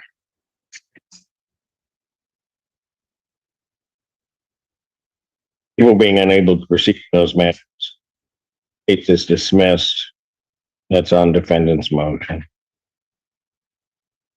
007. We're at remand. I'm sorry? We're unable to proceed on the felony count today. We're asking the court to remand in the district court on an added charge of on second offense. And provide an amendment. Thank you. I can't object, but there's not much you can really do about that. So. All right, count one will be dismissed. I'll continue the defendant's not guilty plea. Upon the presentation, you waive presentation and. We do, Your Honor. No complaint. We do. All right. 2-0. Pre-trial in this matter will be set June 4th at 9 a.m. June 4th, 2026, 9 a.m. before Judge Barr. And Your Honor, if I may address bond briefly. You may. Mr. Cooper is being held currently on a parole hold, also on the bonds for these matters. I am asking consideration for a PR so that he may handle those matters out of Wayne County. So we can start getting those taken care of as he awaits. But he's on parole. I'm sorry, Your Honor, he has Wayne County cases. It's not parole. He's got Wayne County case as a violation on on his probation over there as a result of these matters. Am I correct in that? Okay. So there's no parole hold. Correct. All right. And he would obviously just be taken over there if you were to give him a PR on these. That way he can start handling those matters. Right, but then my problem becomes. Go ahead, Ms. Tanner. Concerned in this situation, this defendant doesn't affect the cases in Wayne County. He's essentially engaging in the same behavior there. History of domestic violence, there, transaction device, charges, arrests. He pled in our jurisdiction for domestic violence, third offense in 2024. Continued his criminal activities, and then here we are now. And I understand that we had to remain the domestic violence second offense. That does not take away our concerns for this victim or the community at large. In this case, Your Honor, the victim initially was very hesitant to report. It was really her parents that pushed it forward, being concerned for her safety. And it was because of ongoing threats to not only her, but her family that she was in a point where she reported the matter. That has such a lengthy history, we still have the same concern as we did at the San Bonham study. Anything else, Mr. Brown? Nothing that I haven't already stated, Your Honor. Court would still consider the defendant a risk to the public and therefore would deny the request to change his bond, and this bond will continue. Thank you. Thank you, Your Honor. Thank you.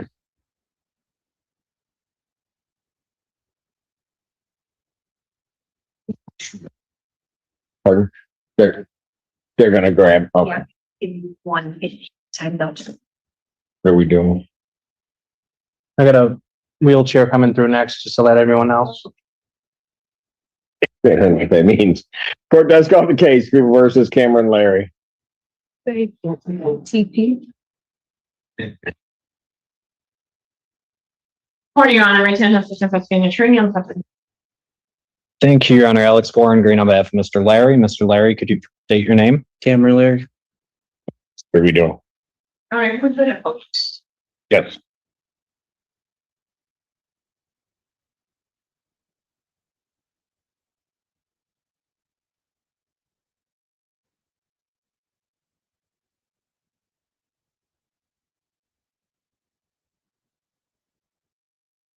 And you're withdrawing any request for an independent forensic, correct? At this point, yes. All right, so we're going to set this for exam. And that will be, when can we do this? I don't need it to be a Tuesday. Can't be a Wednesday. I'd like to. I would ask this court for some available dates, and I have my calendar, Judge. Well, you tell me. You guys pick a date. I'm so easy to get along with. You pick a date. It just can't be Wednesday afternoon, or that's probably it. Thank you so much. How about next week, Monday or Wednesday? Is that enough time? I don't know about Mr. Nasser. Monday is a Judge. holiday, Judge. That's You can't. well, You can't well, do I figure Wednesday. these lawyers were so hardworking they'd come in on Memorial Day. I'm just kidding. All right. What about the week after? What about the week after that on a Monday? Do I have any availability on this 1st of June? Lisa? Yeah, in the afternoon you do, 1 o'clock. Can you guys do June 1 in the afternoon? Judge, I cannot do June 1 in the afternoon. I have many hearings, and I'm just not faith. I have no faith that I will get to you on time. I could do that the second on the Thursday, and I could do the following week as well, starting Monday, June 6th. It's Monday, June 8th. Oh, Right. am I looking at the wrong?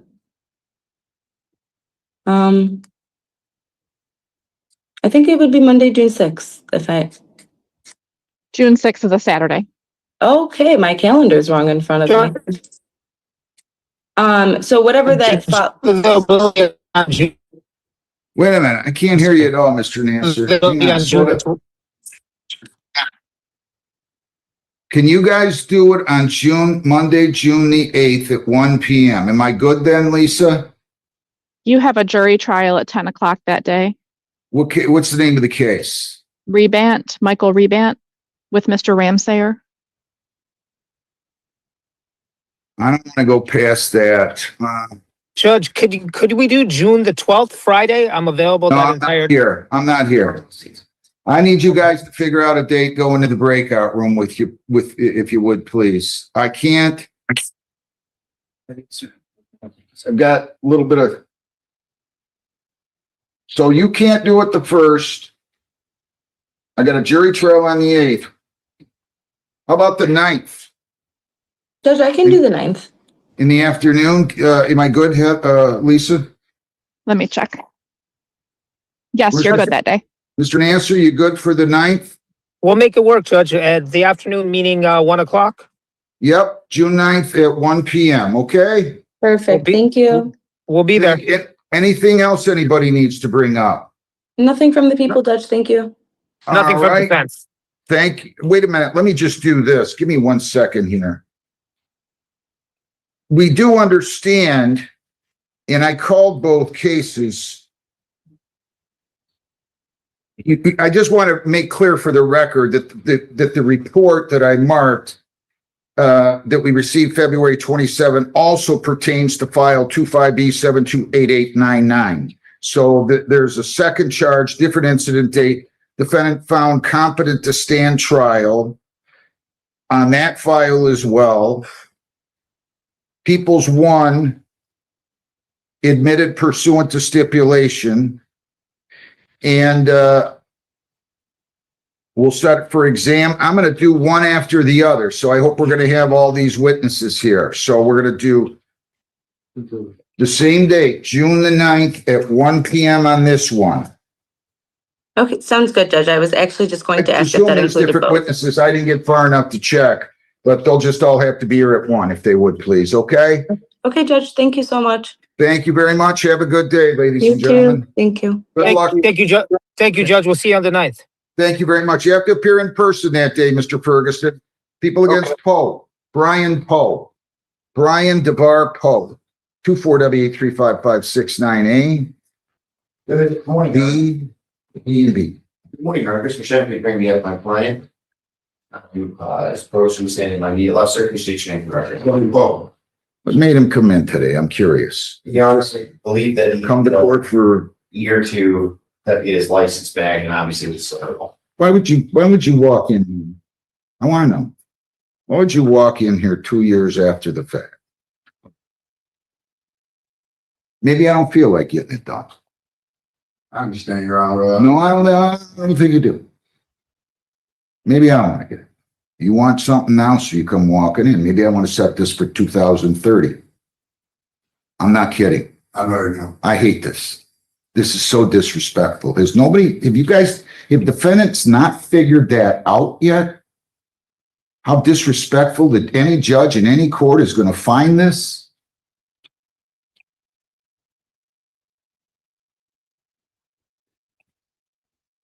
What does he do for a living? Your Honor, he works at or he does skills trades. How much you making an hour? Tell me how much you're making per hour. Yeah. And what Ford plant you work at? You're wrong. Gotta show up. Can't not show up. Does he have any other holes? Not to my knowledge, but You got 1, 2 others. You got $150 with you, right? sorry. 1,500, 10% is your bond. I'll set it on the e-file. You cannot leave the state without the consent of the court or violate a law. You must appear in court as directed. Pretrial date in this case will be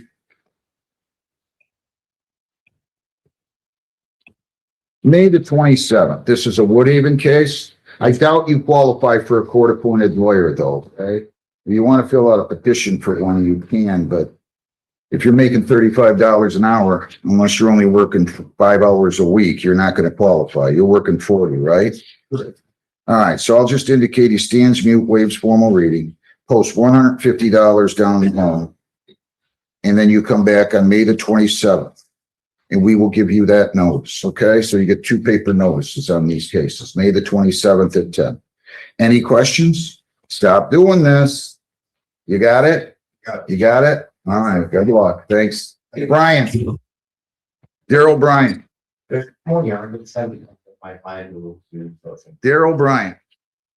24B1466622 A and B. Judge Hessen was so nice, she didn't even put him on probation, then he didn't bother showing up here for 10 months. Your name? Daryl Bryan. What is he gonna do? Your Honor, my understanding that he has outstanding balances. I was gonna ask him whether the warrant set aside, he can make $300 payments today. Well, that isn't good enough. He's gonna have to plead guilty then, right? Yes, Your Honor, the violation. Going to plead guilty to failure to pay $598.60? Yes? Yes, Your Honor. If you plead guilty, you could get 93 days with credit for 1 served. Do you understand that? Yes, Your Honor. All right. Yeah, I covered all your rights with you already, right? Yes, sir. To the charge you failed to pay $598.60, how do you plead? Did you fail to pay? I did fail to pay. And to the charge again that you failed to pay on the B file, $296, how do you plead to that? Yep. Did you fail to pay? Yes, sir. Just can't do this. I'll accept your plea. I'm gonna have you pay, you're gonna pay the money on the PBT refusal, okay? That's $296. You pay that now. On the other case, I could set up a payment plan. Remind me, where does he work at? You have to take your hat off, sir. Where does he work at? Your Honor, I believe that he's out of state. Where do you work at, sir? MCR, box truck as well. How much do you make? Under 1,000 a week. Your Honor, I was gonna propose $200 a month starting June 15th. That'll be a 3-month payment plan. I'll tell you what, I'll have him pay $75 bi-weekly, which is less than you're asking him for, beginning July the 15th, okay? $75 bi-weekly. You'll all be done with the PBT refusal, and then you pay $75 bi-weekly beginning July the 15th. Now, listen very carefully. If you don't have the money, you call the court, you get somebody, they'll send you to Judge Heston. She'll give you an extension. I know she will. But you cannot do this, okay? Yes, Your All Honor. right, best of luck. Thank you, Judge. Can I put something on the record? I did a forward address. That's where the issue came in. And it went to my, I guess, the last known address. Can I put that on file for today? Yes. Thank you, Judge. Thank you. Judge, can I see who's in the jail? Can I get your name at Wayne County Jail? At the Wayne County Jail there, interview room, can you tell us your name, please? You're gonna have to unmute there.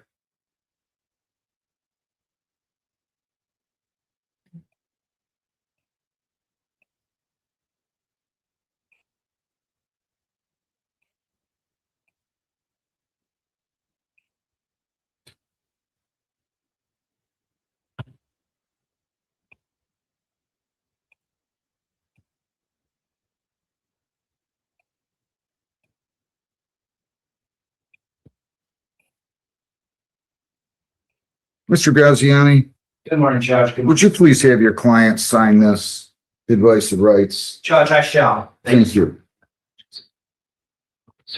So defendant's going to plead to allowing the licensed driver to drive, and then the no proof is going to, is he pleading to no proof or not? Pleading the no proof, Judge. Thanks. And then they're also going to dismiss the no license and the registration plate charge, right? That is correct, Judge. Okay. Sir, what is your name there? Jesse Scarina?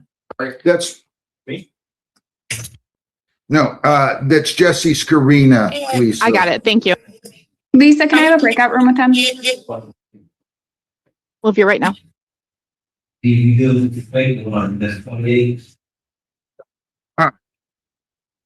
So, people against Adam Christopher Murray filed 26M669890 A and B and C.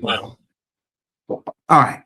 For the record, John Graziani, attorney on behalf of Adam Murray. Sir, your name? As a first for So he's going to plead to allowing an unlicensed driver to drive, He's also going to plead responsible to no proof of insurance. They're going to dismiss the driver license expired and the expired registration plate, correct? That's correct, Is that what you want to do? Yes, Your You Honor. plead to allowing an unlicensed driver to drive, that is punishable by up to 100 fines, 90 days jail, costs of all those. Do you understand that? Yes, Your Honor. If you plead on the no proof of insurance, that's a 0-point civil infraction. Do you understand that? Yes, Your Honor. Did you sign, read, and understand the advice of rights?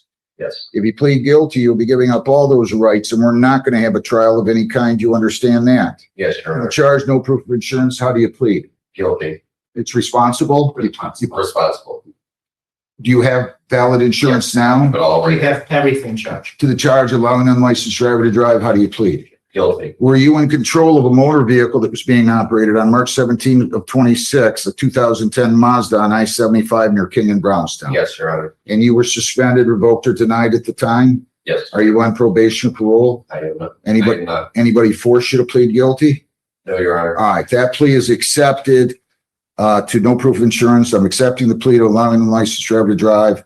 I'm dismissing the expired plate and drive while license expired, and I'm ready for sentence. Anything?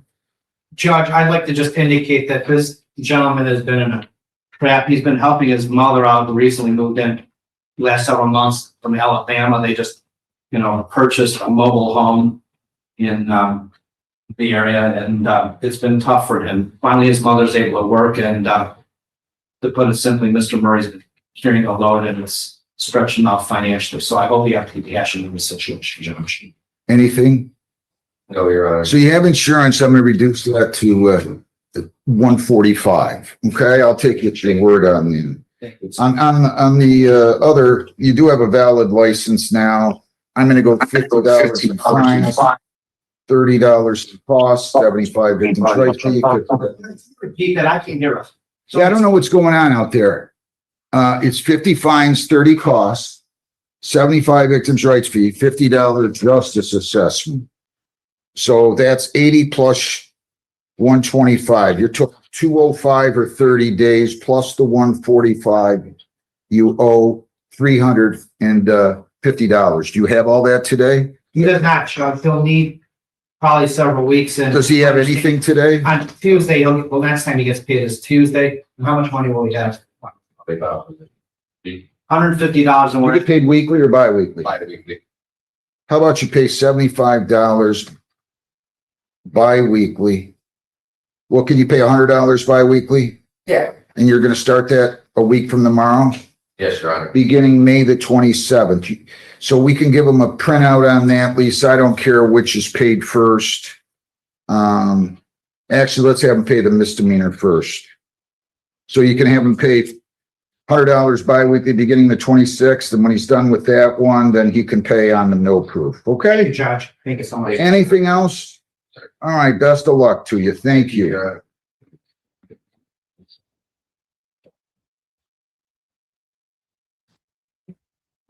Judge, do you have the file up there for Parrot?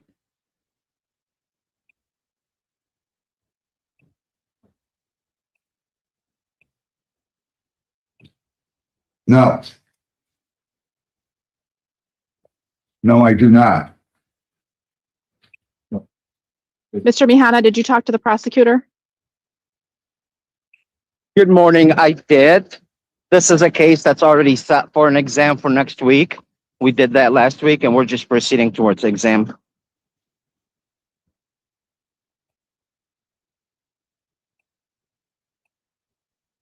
I'll call the prosecutor. He has another hearing. That's why I was trying to move him I'm along. going to have to have the prosecutor in on Larkin after I take this plea. Scott Michael Bearden, 267-10492.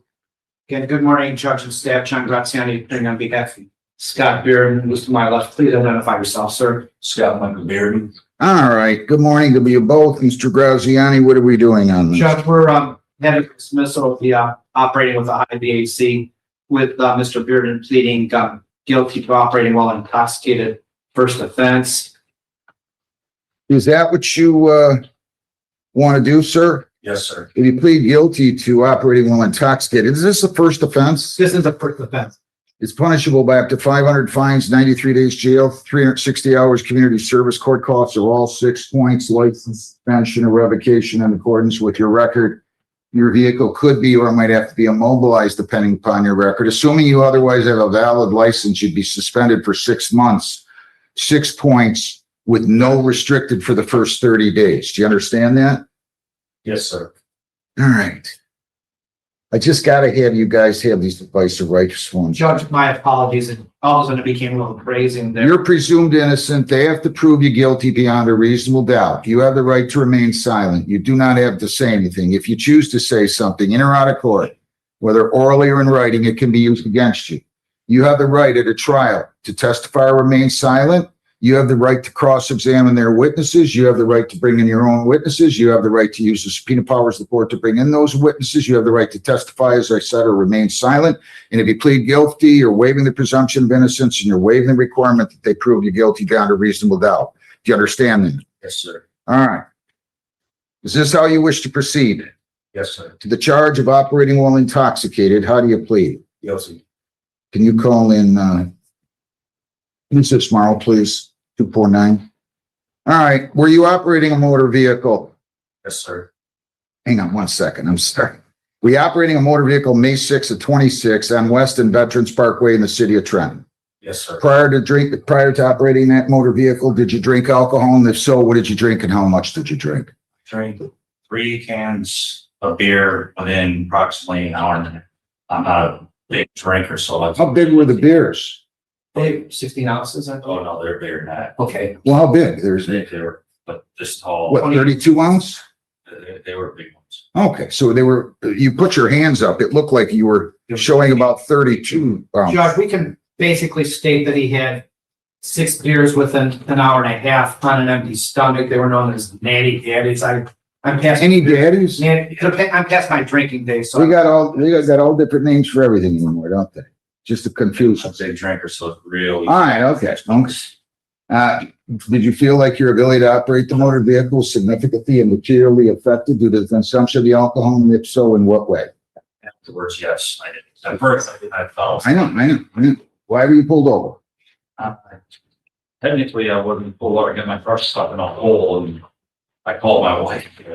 How'd you get stuck in the hole? They had like a big hole and it was surrounded by tape. Judge, if I may just interject, what happened is Mr. Bearden inadvertently drove into a construction zone, and as a result of his inability to drive, because he was significantly impaired, he drove into that zone, and so. Is that true? Yes, sir. Ah. Kind of making yourself sound like a choir boy right now. You know that? I'm kind of, I mean. No, I'm sorry. All right, that's all right. Did he take a blood test or a breath test? He had a blood test, and it appears that it was 0.19 and 0.20. Okay. And you stipulate that that was an accurate reading for purposes of the plea? Yes, sir. Are you on probation or parole? No. Anybody force you to plead guilty? No, sir. Please accept it to that charge of operating while intoxicated. I'm going to dismiss the super drunk, the high BAC, order a screening and assessment is required by law. I'm going to give you a sentence date. I want you to go into AA. How old are you? 50? 48. 48? Let me see. What kind of a record does he have? Judge, he doesn't have a drinking and driving record. I see. I want you to go into AANA at least once per week. Okay? One time per week. AANA. We're going to hand you a form. You have to go in person. Every time you go, you have to have the form signed. Every time you come to court, you have to bring the form with you. You understand that? What's the problem? Judge, the problem is that there's a transportation issue. He and his wife share the vehicle, and that's why he's concerned. But I'm going to explain to him afterwards that he's in a position where he can do it. You live on Marion, right? Yes, sir. They got all kinds of them. We'll talk to you in probation. Ask them where to go. Okay? You're going to have to go. Usually when people act reluctant like you are, they don't follow through. And I'm going to. I'm going to. What day do you have for a sentencing, Lisa? June 2nd at 8:30. All right. Your appearance And good morning, Your Honor, not to ever about the people. Can you do me a favor, please? Can you make sure that the lawyers are having their clients sign the advice of rights so I don't have to cover them verbally? Judge, it's my No, fault. it's okay. It's okay. I'm not assigning blame here. I'm just asking everybody to try to do that for me, okay? So that's it. You're gonna go down the hall, get your paper notice. We're gonna go over to probation, fill out a questionnaire and be interviewed. Do you understand that? All right, thank you. You're all set. Bruce Curtis Larson III, Larkin III, 26M687-124. What do we have here? Your name? Good morning, Your Honor. Paul Kaiser, P55598 on behalf of Mr. Larkin. Your name? Mrs. Morrow, I need your name. Good morning, Your Honor, not to on behalf of the people BA 493. So one thing I'd like you to do, maybe other judges like this, it's fine. I don't want to keep adjourning these civil infractions. First, I don't need the lawyer to have spent 2 weeks talking with his client about whether or not he wants to accept the offer. And quite honestly, I don't want to be getting in the habit of doing basic driver courses and driver improvement courses. It just delays things. So I'm going to ask you guys to go back and figure out what you're going to do today on it. Does he have a bad record? I don't think so, Your Honor, based on my opinion. He's going 90 and a 70. Do you want to be a NASCAR driver or is you going to get him to slow down? Yeah, I'll give him to slow down. He drives for a Go living. talk again, see if you can resolve it. No basic driver courses. Let's try to see if we can resolve it today. If not, that's fine. I'll set it for formal in 2 weeks. Thank you, Judge. Take that. Sadie Kennard, Stephen James Kennard, 26I-707-676. All right, Mr. Kennard, your name? The record scene of covered white appearing on the castle. Good morning. Ms. Alloway, I'm going to need you on Zoom here. Your name, sir? Steve Kennard.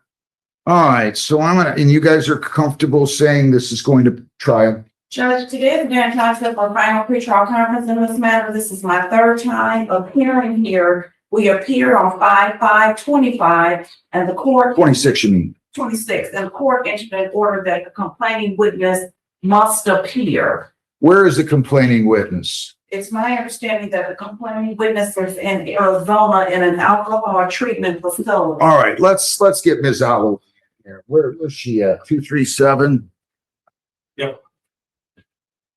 I mean, was I aware that she was in Arizona? I doubt I would have required her. Can I have Your Ms. Honor, Alloway I'm on come in here, Zoom. please? Yes. Thank you. Can't Judge, believe I would order somebody. to She's fly on from- Zoom, Judge. Yeah, I wouldn't order somebody to fly from Arizona if I was aware of it, unless I was really having more with it. And I don't know if she's in Arizona at the We're gonna find out. judge, but We're gonna find out. Your name, ma'am? Bonnie Lynn Marion Stewart Where are you now, ma'am? in Tucson, Arizona, How long have you been in Tucson, Arizona? since May 7th. So you left 2 days after this, right? After the pretrial? That was on May the 5th? Yes, and I was trying to log in on Zoom, but it wouldn't let me. So my Let me apologies. get- Is Ms. Alloway in here yet? I'm on Zoom, Your Honor. Okay. Can you come in here? We're gonna set a trial date. Okay, no problem. we have a trial date. and- June the 26th. But I want to make sure we're all set with instructions. Yes, Judge, but just for the record, when we appeared on May the 5th, the court was very clear and entered the order on the record that if the complaining witness did not appear for the final pretrial conference, that this case will be dismissed. She was. One second.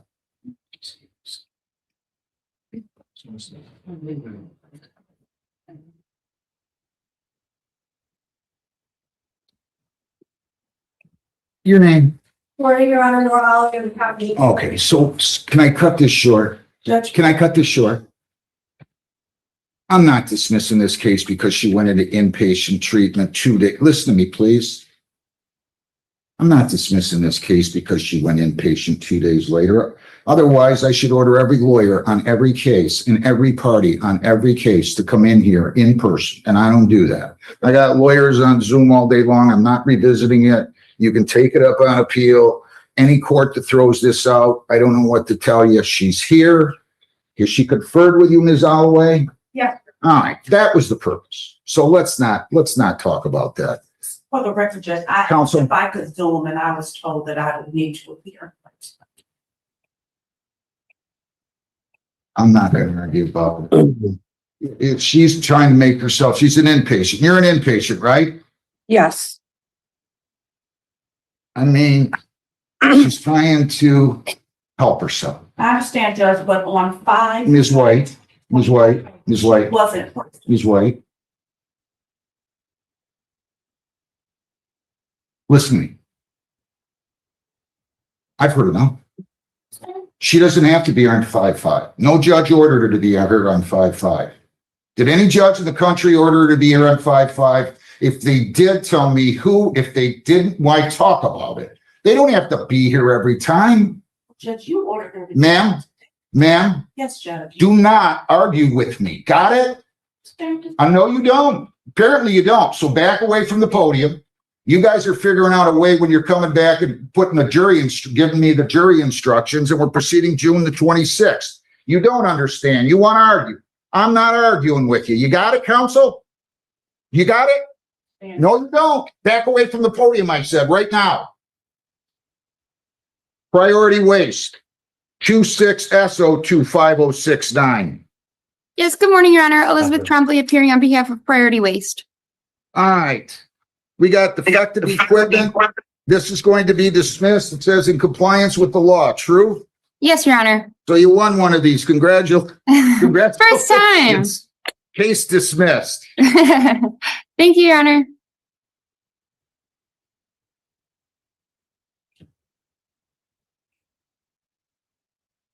I'm sorry. Yeah, bullshit. Want to email me that you're sure, so I'll be just. No, you're not. You want to argue with me. I don't know why you wanted to argue with me. You want to argue with me. I'm not going to argue with you. They don't pay me enough to argue with people or lawyers or anybody else. I'm telling you. The prosecutor has indicated to me that she's going to CC me. I will get the prosecutor in here when I'm ready to call the prosecutor in. Okay, I'm not in any rush, Judge. Just Good. Keith Haddix. Good morning, Your Honor. People against Keith James Haddix, 26W710099. Appearances. Good morning, Your Honor. Good morning to your staff. May it please the court. Clint Custo, P69711, appearing on behalf of Keith Haddix. I know he was in the waiting room. There he is. Mr. Haddix. State your name. Keith Haddix. All right. Hello. What are we doing? Are we just going? We're going to exam. Okay, We're just exam to going to exam. continue. Exam to continue. May 26th at 10:15, okay? In person, correct? In person, and we should be able to appear on that date, okay? Thank you. I mean, we should be able to proceed right at that time, so try to be here on time if you would, please. Thank you very much. Thank Have you. a good Have a day. good week. People against Barrett, Dalton James Barrett, 26T71000092. Is Parrott here? Good morning, Your Honor. Najad Mihan appearing on behalf of Mr. Parrott, P59371. Good morning, Mr. Mihana. Can I have Mr. Parrott? Where's he at? He should be on Zoom. Yes, sir, I'm here. Okay, sir, I'm gonna ask you to take your hat off, stop walking, and tell me your name, please. My name is Dalton Parrott. All right, stop walking, please. Just stop. Yep, Get I had the to connection. I had to go outside. Are we just proceeding to the exam next week? This doesn't have a stip in it. Yes, Your Honor. We're proceeding towards the exam that we set last week for next week. All right, that will be May the 26th at 10 a.m. We should be able to start right then, okay? All righty. Thank you much. Have a good holiday. Thank you. All right. Seraphim. Jesse James Scarina, 23F712753. Good morning. Mr. Serena, I am standing in for the attorney of record, Van Gonning. Mr. Serena, will you unmute, please?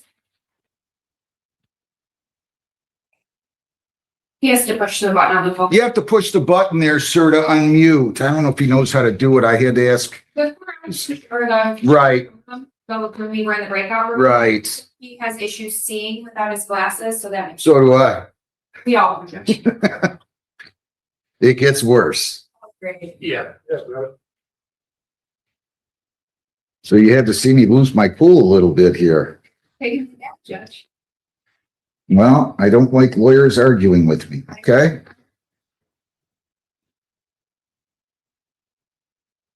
First thing my dad told me when I passed the bar, he told me three things, one of which, don't argue with the lawyer with the judge after they made their decision.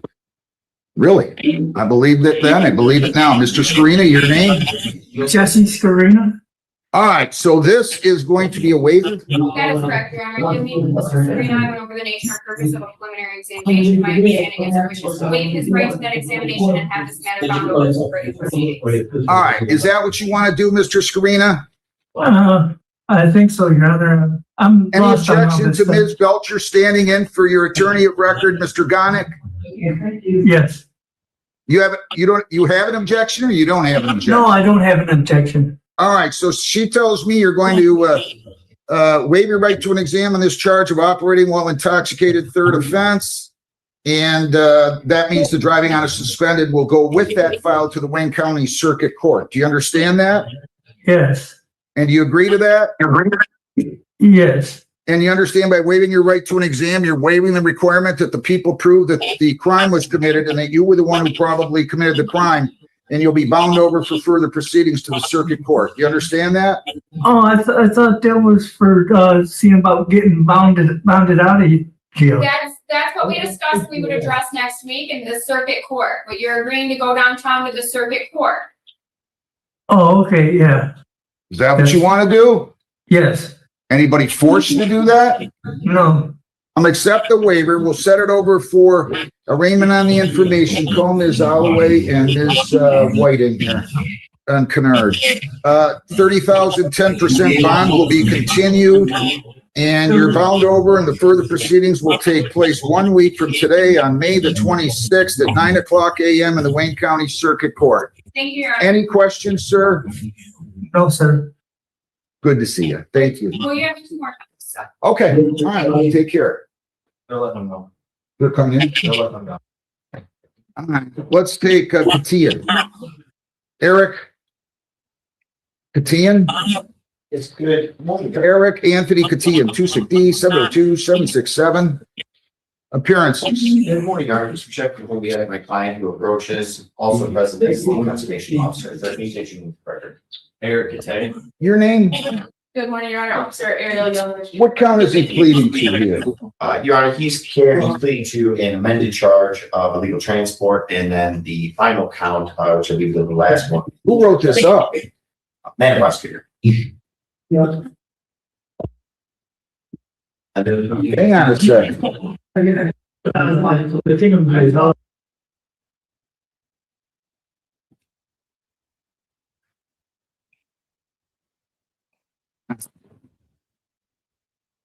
This makes no sense.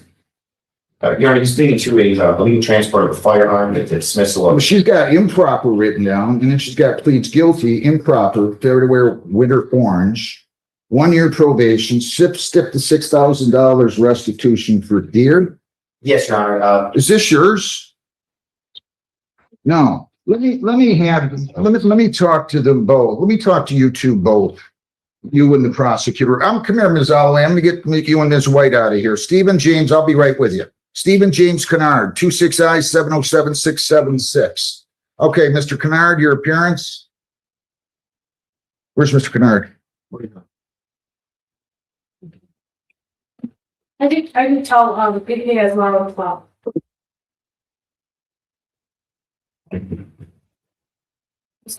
There's been a fire here. Hang on 1 second. I need to talk to you and the prosecutor on the one file. I'm confused. I mean, you and the defense lawyer on the one file. I'm confused. All right. Is he out there? All right. Here's what, then I really covered everything. So let me get your appearances here. It's 260-707-676, Stephen James Kennard. Name? Good morning. People. Name? Seen a lighter. When can you get this jury instructions? to me. I want to be clear about this. I'm going to ask you two to agree to them. If you don't or can't, and that's fine, we'll argue what you guys can argue, whatever the differences are before the trial. I'd like them in final form, listing everything, all the instructions. And I'd like them by, can you get them to me by June the 17th? Okay, jury instructions due Would you like, June 17th. Trial will be June 26th at 8:30. would you like defense and I to confer prior to submission or? Oh, yeah, I'm gonna hope that you guys have talked about it, and if you can't resolve, if you can't resolve any issues, I'd rather you guys tell me, and we set it the week before, what would be June the 19th for any hearing on differences in terms of what jury instructions you would like. But this is pretty clear. This is the message. Right, I know.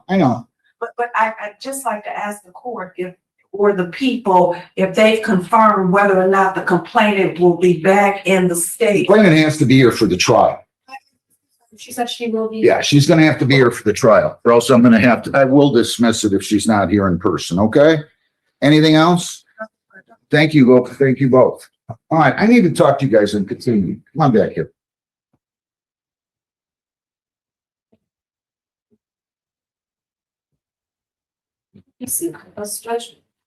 It's that an easy one is. Yeah.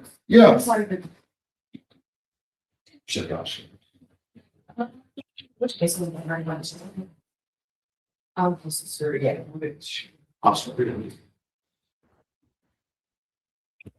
You said. No, so they're called PCs. Swear, they should just come slowly, like, I know intern is not a good word, they should just do that.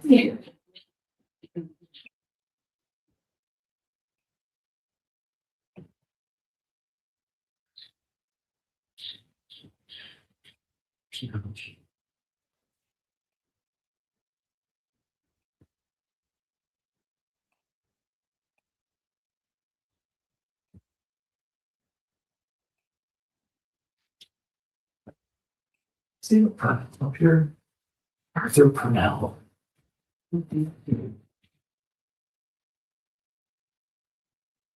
He said it can go up and up. I didn't see it this time.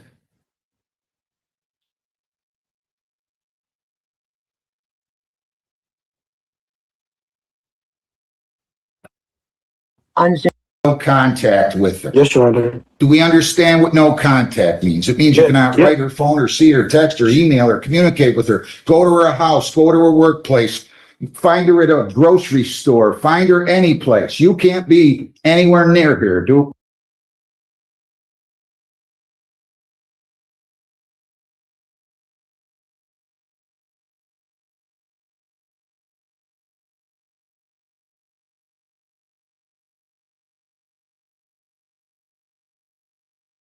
Do we understand that? Yes, Your Honor. I'll conduct the hearing next week. Exam is going to take place. Is it still at 9 a.m., Lisa, next week? Can it be a little later? Your Honor, can I speak on this? It was our intention today to ask for a modification of the bond to return to Mr. Woods Johnson's residence.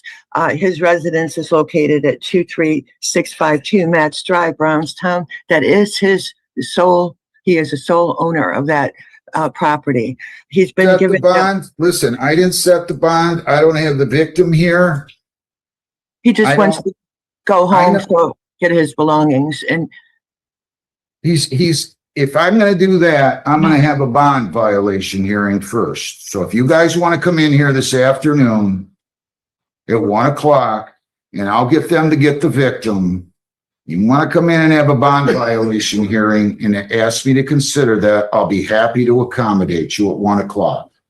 I don't think that's enough time to have my witness. Well, you don't need a witness. You don't need a witness, do you? Who's your witness? I have a witness that shows that I really don't want to talk about it. Okay, fair enough, but To my knowledge, the complainant is in Lansing right now. Now, I cannot confirm if she would be okay with this bond modification. If it is okay, I can give her a call now. And we can, if the modification, would be safe for the complainant, we could. Is it that important that we do it today instead of next week when I have the bond hearing? Dr. Davis, if you can confirm this for me, I think mentioned some kind of eviction date. Yeah, I'm sweating. What do you want to do? Come on, guys, let's move with this. I got a lot of cases today. I don't mind having a hearing at 1 o'clock. I don't mind putting it off till next week. You tell me what you want to do. If the bond is continued, we can come in next week, Your Honor. Is that good? I mean, if there's a real reason. I don't know who Judge Boyer is. Is that out county? Yes, he was arraigned out county, Judge. That's why the exam is 9 o'clock. Yeah, well, we can move it later, the exam, and we're gonna make it May 26th at 10, okay? Thank you. Now, Set the examination date. yes, and bond violation date, bond violation hearing date. If you want to go call her and you can get a hold of her. The only reason I mentioned that was because I couldn't remember correctly, but I think Mrs. Tucker Davis had mentioned something about an eviction. Yes. Well, go. What do you mean about an eviction? She mentioned something about an eviction date happening soon. Ms. Tucker Davis, could you? You said he owns the house, did you not? Yes, but it is a trailer, Your Honor. The park has given him a notice to pay or be evicted. The date on that, he tells me, is the 22nd. I do have a document. I haven't had the chance to print that out and look at that. He wants to return to his home, so he is stable for work. He does work at Amazon, and all his belongings are there. He wants to make sure that they're not, he isn't evicted. If he's stable at work, he may be able to pay by the 22nd. I'll call the victim, see if we can get a hold of her. Will you please? Just, can you bear with us a second, Ms. Tucker? I can be there at 1 o'clock. No. You don't have to be here at 1 o'clock. I just don't want you to leave. She's going to go call the victim and we're going to find out. So if you want to log back in about 15, 20 minutes, I'll be glad to entertain what you're asking. Okay? Very good. And I have one more case, Mr. Wright, Sterling Wright. He just logged in. I'm going to put you in a breakout room. Conklin. People against Philip Russell Conklin, 26R-705-091, 25R-713-371. Good morning. Good morning again, Your Honor. Leona Belcher on behalf of Mr. Conklin. I'm standing in for the attorney of record, Ben Ganick. Your Honor, Mr. Conklin is not present. My understanding is he's being housed in Oakland County as well as he's being held on a Wayne County Circuit Court case. He has court in Wayne County Circuit Court, and my understanding is he's taken there in person. So he has not been brought before Your Honor for Zoom today. All right. But we're just moving forward to the exam next week. That is correct, Your Honor. I believe Mr. Ganick had indicated it may be a waiver, but without him here to waive. I get it. So we're going to do it. Today was the date scheduled for exam, wasn't it? I thought today was set for the PCC and the exam is next week, but I could be wrong. That's the note I got from Mr. Ganick. Today's PCC exam next week at 10:30. I'm sorry, I didn't see this. Whoever made the note here. Move PCT. Okay. So we're going to do May 26th. And what time is this going to go at, Lisa? 10:30. I'm sorry, you cut out. 10:30. Okay, May 26th at 10:30 a.m. Okay? Thank you, Your Honor. Thank you very much. See ya. And we'll do that with both of these, obviously, 25R-713-371 as well.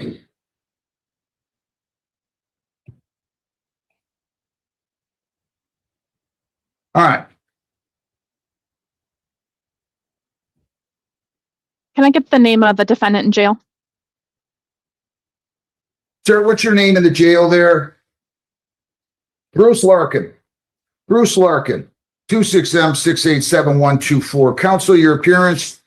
Good morning, Your Honor. Paul Kaiser, P55598 on behalf of Mr. Larkin. I do have authority on his behalf to enter into a plea of responsible to a civil infraction, Your Honor. The prosecutor has agreed to reduce this to a limited access speed, 75 in the 70. Which is 0 points, but will go on his record. Correct. To that charge in his behalf, responsible or not responsible? Responsible, thank you. Please accept that the 90 and the 70 is dismissed. 185, I'll give them until May the 26th to pay on that, okay? Thank you, Your Honor. Have a good day. You too. Sorry you had to wait so long. Have a good day. Nicholas Powers. Nicholas Lynn Powers, 260 238 036A and B.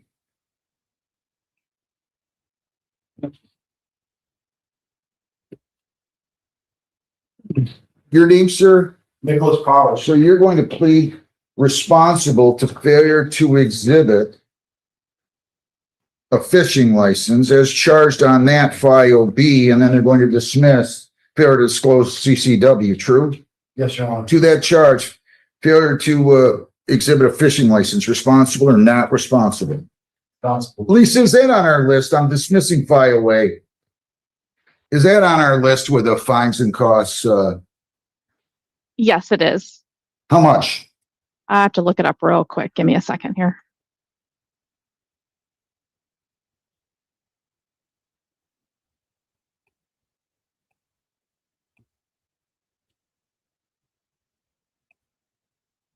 $135.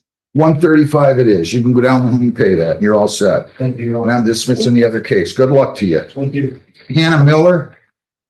You go against Hannah Miller, 260 709 084. Good morning, Judge and staff. John Graziani, during the meeting. Anna Miller. Ma'am, your name? Hannah Miller. All right, so your client pled guilty to operating while intoxicated. This is a first offense. And then they went ahead and dismissed the super drunk charge. And there was an occupant, actually it was a OUYL occupant less than 16, which is a 1 year under state law, as you know. Have you had a chance to review the report with her? And are there any material additions, corrections, or deletions? No, Judge, we've reviewed it.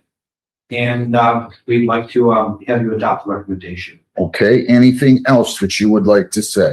The time for Ms. Clinton, her fines and court costs. All right, ma'am, anything that you would like to say? I want to apologize. And it's my role. It's what? It's my role. She admits to her wrong. I see. You know what's really bad here? What do you think's the worst part about this? Child. You had a 8-year-old in the car. Besides the fact that you were drunk driving, right? 15 months probation. You cannot leave the state without the consent of the court or violate any law or ordinance. If you change your address, your place of employment, or home telephone number, you must notify probation. You do have to report as directed. No alcohol, no illegal controlled substances. You're not to purchase, possess, or consume any one of those. You're to kratom poppy seeds and CBD oils are prohibited. Consuming food or other items containing those substances would be deemed a violation. You're to submit to chemical testing, PBTs and ETGs. I'm going to say as follows: bi-weekly testing for 3 months. If you're clean, I'll then make it monthly for the duration of probation. You're to attend AANA once a week. That's going to be in person. You're going to go to the Victims Impact Panel, and you're going to attend intensive outpatient treatment with aftercare. You go to AA only once until you're in intensive outpatient. If you're in intensive outpatient next week, you only have to have gone to AA one time, and that's this week. So once a week until an intensive outpatient treatment with aftercare. When you get in intensive outpatient treatment, you no longer have to attend AA or NA. Attend the Victims Impact Panel. Serve 5 days jail. Credit 1, serve 4. And I'm going to let you serve those on the court work program. $35 a day charge for that, total $140. Fines $200, costs $300, $75 victim's rights fee, $50 justice assessment. That's $6 1/4. Screening fees $60 for $685. Probation fees are $300 for $985. You had court work program of $140 for a total of $1,125, and you have $150 in cost of recovery for a total of $1,275. If you violate, your probation could be revoked. You could be incarcerated for 93 days with credit for 1 day served. You have 21 days to appeal. You have 14 days to apply for a court-appointed lawyer, and you may be eligible for early discharge in 6.5 months. So if you're compliant in 6.5 months, you come back, I'll be happy to dismiss this or to terminate your probation early. Okay? Thank you, Judge. Anything else? Nothing else, Judge. What does she have today? How much? What do you have today? At least honor. How much can you pay, weekly or bi-weekly? I bi-weekly, maybe like 150. Starting when?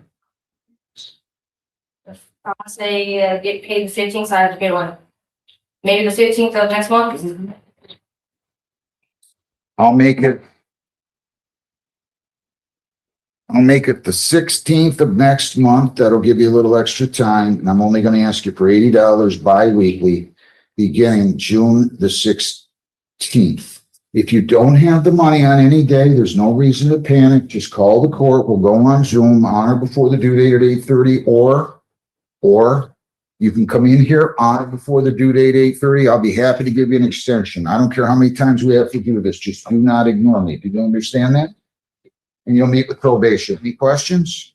Good luck. Stu Vuktalaj. Thank you, Judge. Thank you. I'm sorry, Stivy Vuktalaj, 260-710-812. Good morning, counsel. Your appearance? Good morning, Arlen. This is Steve Vuktalaj. Sir, your name? Steve Vuktalaj. All right, so we're gonna adjourn this a couple of weeks. Yes, Judge, please. Sure. What do you got? June 2nd, Lisa?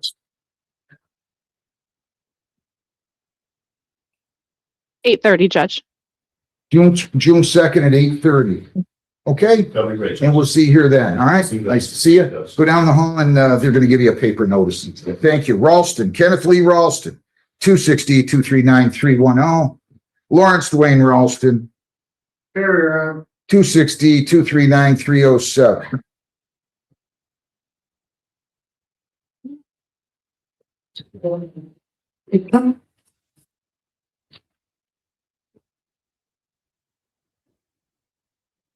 You guys, what's your name? Kenneth Lee Ralston. Lawrence Dwayne Ralston.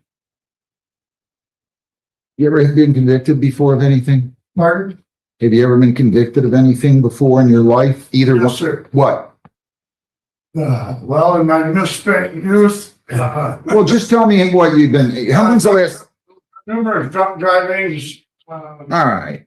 Okay, so this, being arrested. all right, so each one of you are gonna plead guilty. Your name?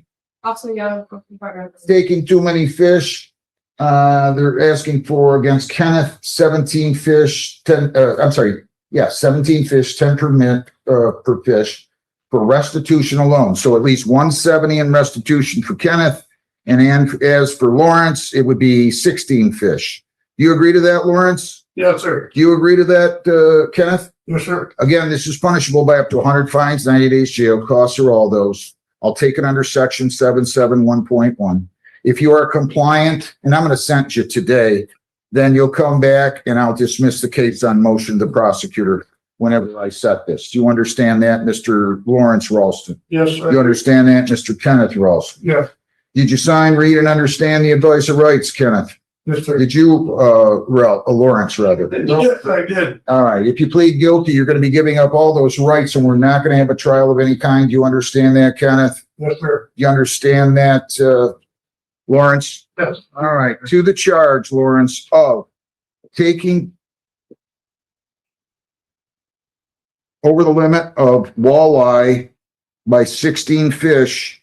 How do you plead? Guilty. On April 29 to 26, we're at the Elizabeth Park Boat Launch near Elizabeth Park or in Elizabeth Park in Trenton at 7:38 p.m. Yes, sir. Were you fishing and did you take 16 fish over limit? Yes, sir. And Kenneth, to that charge of taking possession of fish in excess of the limit, how do you plead? Guilty. Were you there on that same date and time, specifically April 29 and 26 at the Elizabeth Park Boat Launch at 7:39 p.m.? Yes, sir. Were you fishing? Were you fishing? Yes. Did you take 17 fish over limit? Yes, sir. Anybody force you to plead guilty?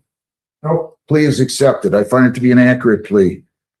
You're not on probation or parole right now, Lawrence, are you? No, sir. Are you, Kenneth? No. I'll accept your pleas. I'll take them under 771.1. I'm ready for sentence. Is there anything you'd like to say? Ignorance of the law, I didn't realize the fish, if it was moved 12 inches further up the refrigerator, it would have been frozen, so it would have been, my 12 fish would have been processed. They weren't, so I was in violation of the law, and that's all I got to say. Yes. Well, I mean, I feel bad for you in some ways. It's just gonna be kind of hefty. Anything you want to say? No, sir. Do you want to say anything? No, you're, Were they nice to you? they were, Cooperative? they were. Seem like jovial guys. Break on their restitution, sir, instead of waiting to get out of extraction for a fish. All right. I'm gonna go light, but don't come back here on one of these, okay? Right. Just give me 1 second.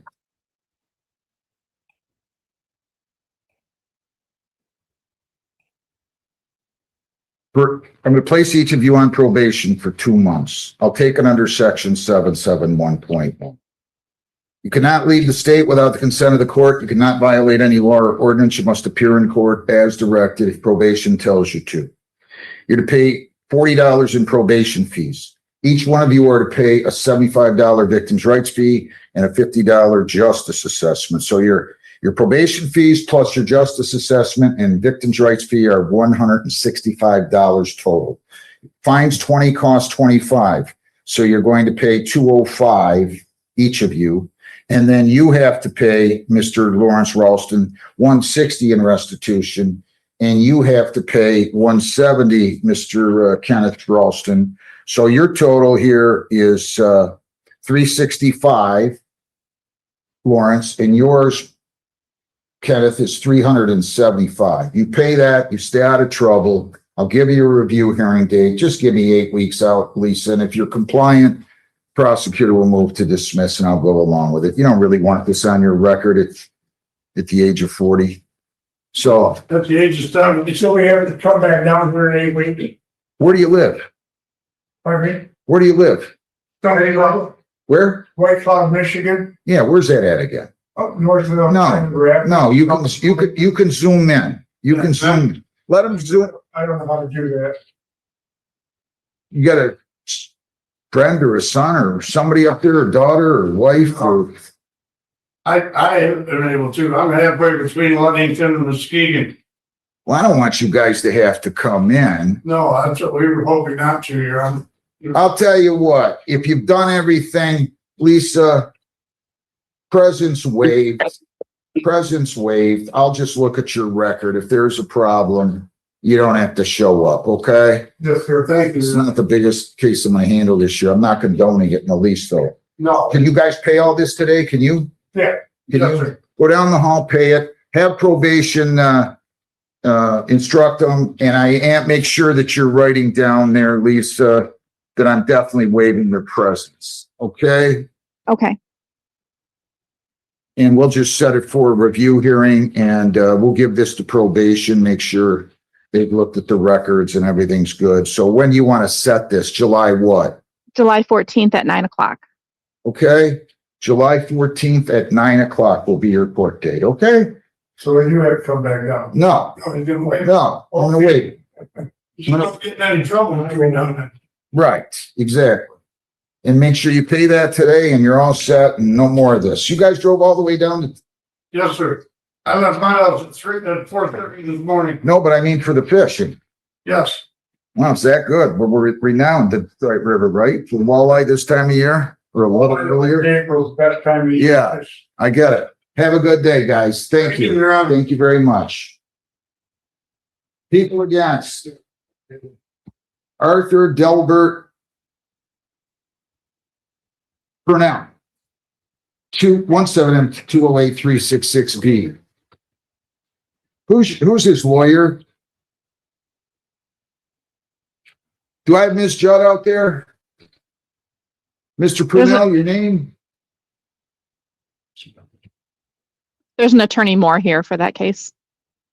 Where's the attorney? Good morning, Your Honor. Okay, good morning, Ms. Moore. How are you? Your name? I'm good. How are you? Shanice Moore, PA 3784 on behalf of Mr. Purnell, who is present on Zoom. All right, Mr. Purnell, your name? Arthur D'Abra Purnell Jr. So this is allowing an unlicensed driver to drive. Counsel, are you on this or is the prosecutor, Ms. Morrow, on this? I think it's Mr. Asmaro, Your Honor. All right. He didn't have a commercial license endorsement, right? Correct, Your Honor. What would you like to say? There's, Go ahead. there was also no injury or death that occurred. He's been Just keep your voice up for me, will you please? Yes, Your Honor. Mr. Purnell is currently employed with Stellantis. He's been employed with Stellantis since 2014. There was no injury or death that occurred in this with this violation either. He has his high school diploma. He's raising 2 daughters, ages 9 and 16, and he volunteers hosting basketball charity events for the kids in the neighborhood. I'm going to go ahead and set it aside. You don't need to say anymore, but I am going to ask you, I don't have an order in here. Would you submit an order that sets forth everything? Yes, Your Honor. You have no other cases pending now, do you, sir? No. All right. I'm going to ask you to submit an order over here as soon as you can, but the application to set aside conviction is granted. The charge was allowing an unlicensed driver to drive. You are all set. Have a great day. Thank you very much. Good luck to you, both of you. Okay. Thank you, Your Honor. Do I have a register even in here? Can you write on here and somewhere, application to set aside conviction granted with today's date? What else you guys have for me? You got something else? The case to be recalled. Yeah. Oh, whatever happened to that? Did I get it? I didn't get file back. Right. I think you filed. Which, I think I gave it back to him. I'll go check. Yeah, I think I gave it back to him. I hope I did. If not, What's the name on that one, Judge? Eric, Ketty, Okay, let me see if it got sent down here by mistake. maybe you threw it the stack. I could have. But I think I gave it back to her. No, I don't see it. Yep, you can have it. Your Honor, you're ready on Woods Johnson if you want to. Now I need that file back. Woods Johnson. I do have that one down here. Can you have somebody bring it down here, Lisa?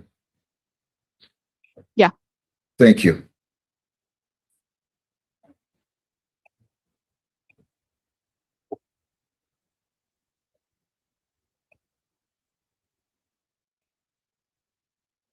They'll be right here with it, Ms.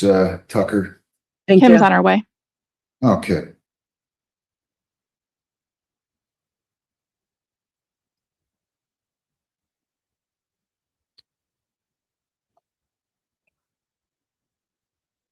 What do you have something in the back there, folks? Do you have a case or are you just watching or?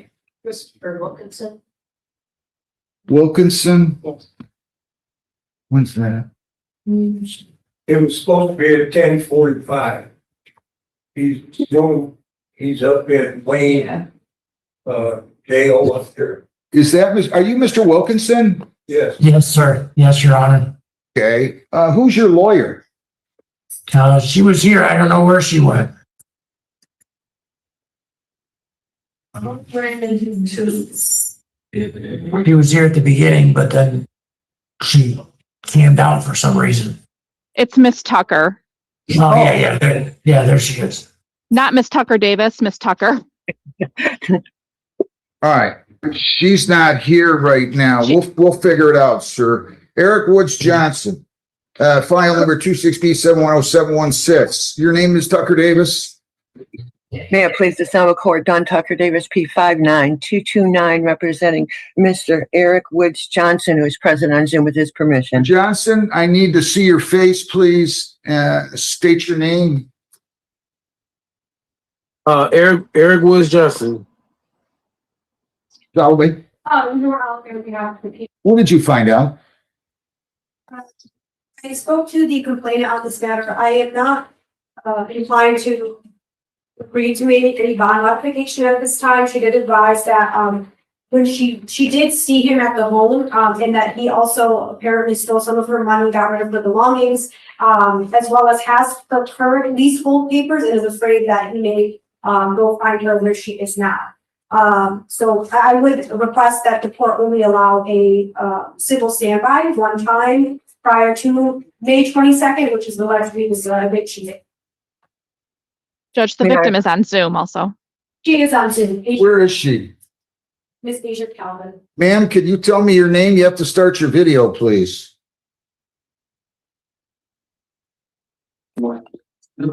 Ms. Calvin, you have to start. Sorry, You have to, there you are. Your name? my name is Asia Calvin. All right. So who owns that mobile home? Eric, How long have you been living there? like for 4 months at the time I was there. You know, I used to take the position that the owner was entitled to it, but honestly, she is then there. I'm going to allow one visit, and I'll be glad to revisit this next week, Ms. Tucker Davis. I cannot, can I speak on his behalf at all today? What do you want to say? This is taken out of, it's not the whole context. This is Mr. Wood Johnson's home at this time. He has, when he went to jail, he lost work. He is behind on the rent. He has provided a paper. It's not clear, but he is in the landlord-tenant court. He's facing eviction if he doesn't catch up. If he is stable. Were you in front of me on that, Mr. Johnson? Yes, sir. Yes, Judge. Yes, Judge. And one important thing is that the complainant in this case was issued a trespassing ticket on a date that the police arrived on here. He is the sole owner of this property. He's lived in there in peace for a long time. Ma'am, do you have anywhere else to go? Me? Yeah. Yeah, he took the lease to my new place. He has my lease to my new place. When does that lease start? My lease been started. Well, good. You're going to go over when I there then, returned, okay? Yeah, when I returned to the home to get the rest of my belongings, that's when I discovered that he was there and he had been there since he had bonded out and he got rid of all of my things. Listen to me. Listen carefully. Listen carefully. Everybody to listen carefully. No contact with the victim at all, sir. You cannot write, phone, see, text, email her, or communicate with her in any way. You cannot have anybody else do any of those things for you or on your behalf. No contact with prosecution witnesses except through your lawyer. You're not to possess firearms. You're not to possess dangerous weapons. You may return to the property address at, and I want you to make sure that I'm saying the correct one, 23652 Matts Drive in Brownstown. But you're not to return there until after 6 p.m. tonight. That will give you an opportunity, Ms. Calvin, to get your belongings out of there. Do you understand that? Your Honor, and I will speak on Ms. Calvin's behalf. She's currently in Lansing, and she also advised me to, because the belongings are gone, we had gotten rid of them. So to my knowledge, I don't think she needs to go back. And Ms. Calvin, if you want to confirm that. Yeah, when he was released. Just listen to my question, please. Just listen to my question, please. Time out. Are all of your belongings out of the property? To my knowledge, yeah, he threw them away, and then the things he wanted to keep, he's told me he took to his mother's home. So I would like those things returned. All right. Listen, I'm not a divorce judge here, and I'm not a domestic relations judge here, and I'm not going to deal with that. You guys can sue each other. If you're disposing of her property, sir, you're going to have a problem, whether you get acquitted on this case or not. Do you understand what I'm telling you, Mr. Woods Johnson? You don't have the right to do that. Sir. Yes, Your Honor. Yes, Your Honor. Sir, I was not done talking yet. I'm sorry. I don't think I was done. I'll tell you when I'm done. You don't have the right to dispose of her property. I'm not going to referee two people that are acting like children. You have no right to dispose of her property. She has every right to sue you right now, in fact, for any theft or whatever you've done with her property. And I'm not getting in the middle of that. I'm just telling you right now, Ms. Calvin, you have until 6 o'clock tonight to vacate all of your property. If that means you have to leave Lansing, you have to leave Lansing. Sir, you're not going back there till at least 6 o'clock tonight. In fact, ma'am? Yes. You're not going back there, sir, till 6:30. You can't be in there after 6. Do you understand that, ma'am? Yes. Are you two gonna be able to get along, or am I gonna have to get tough with somebody here? This is a serious charge you got He's going on, already Mr. Woods broke his Johnson. bond agreement. He don't. Ma'am, He I'm told, gonna before he I'm assaulted going- me, he told the police that he was going to do it. He doesn't care. I'm It's not going to to- matter about what you say. We'll be lucky if you show up to the court date. I'm going to have the hearing next Tuesday on the bond violation. They didn't think they could get a hold of you right away, and that's what we decided to do. And I will have a hearing on the bond violation, I promise you. And I've already cautioned Mr. Johnson, Woods Johnson, that he's going to have a lot of money if he has any contact whatsoever with you after today. Okay? So that's that. I wish you well, and good luck. I'll see everybody here next week. Be out of there by 6, ma'am. Sir, you can go back there after 6:30. Are you shaking your finger or something? I'm asking a question. What is it? I was.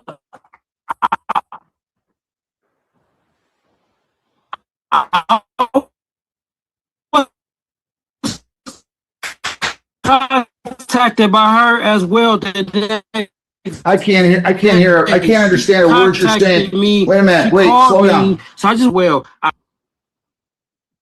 I can't understand a word you're saying. You're cutting in and out. I do know what he's saying, Your Honor. I'm saying that I have been contacted by her as well. That She doesn't called make me- her inviolate. Time out. Let's get something straight. She's the victim. You're the defendant. I can order you not to have contact with her. I cannot order her not to have contact with you. If she calls you, texts you, emails you, comes in your area, leave, hang up, don't have any contact, because you will be in violation of the no contact provision. She's not in violation of it yet, okay? Because I haven't ordered her not to have contact with you. So understand, you're the one under scrutiny, not her. If you let her over at your house tonight and the police come over there, you're going to be the one in violation of the bond condition, not her. Do we understand one another? Yes, Judge. Good. I'll see you next Tuesday. You can go back there after 6:30 Judge. tonight. Are we still doing 9 o'clock? We said The 10 exam was o'clock. set for 9. What did I say? Yeah, 10 o'clock. 9 o'clock next week. My apologies if I said differently. 9 o'clock next week. Thank you. All right. Now I can move on again. People against Eric Anthony Cotillion. 260-702-767. Good morning, Aaron. Thank you for having my client motion. Lisa, I need you to listen very carefully here. Your name, sir? Eric Tepe. Your name? Officer Young, Commissioner Yeager. So he's going to plead to a violation of improper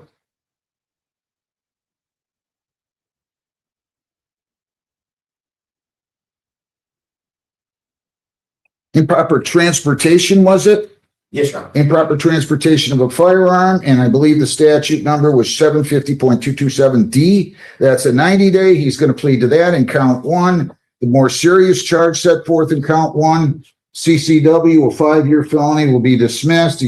The prosecutor's also moving to dismiss counts 2, 3, and 4, and he's going to plead as charged on failure to wear Hunter orange between the dates of August 15 and April 30 in contravention of MCL 324-41116. That's a 90-day misdemeanor. True? Yes, sir. So he's pleading to count 1. He's pleading to count 5, lesser of count 1, and then prosecutors moving to dismiss 2, 3, and 4. If you plead to count 1, improper transportation of a firearm, that is punishable by up to 90 days jail. If you plead guilty to failure to wear Hunter orange, that is punishable by up to $500 in fines. 90 days jail costs are all those. Do you understand that? Yes, Your Honor. And did you sign, read, and understand and advice of rights Yes, Your Honor. today? Yes, Your Honor. If you plead guilty, you'll be giving up all those rights, and we're not going to have a hearing or a trial. Do you understand that? Yes, Your Honor. Also, as part of this parties, I'm going to take this as a sentence recommendation. 1-year probation, stipulate the $6,000 restitution for deer. Forfeit his firearm, no return of rifle, We'll set it for sentence June 23. And I'm gonna have a hearing on the forfeiture of the weapons statute under 750.239 on June the 23rd. Is that a part of the agreement? Yes, Your Honor, in the housekeeping issue, I anticipate that will be forfeited prior to that hearing date, but yes, Your Honor, that is accurate. Do you understand and agree to all that? Yes, Your And you Honor. understand your rights? Yes, I do. As to the charge, count one, improper transportation of a firearm. How do you plead? Guilty. On November 15 of 25, were you in a motor vehicle at 21902 Telegraph, at or near 21902 Telegraph in Brownstown Township? Yes, Your Honor. Did you have a firearm in your possession? Yes, Your Honor.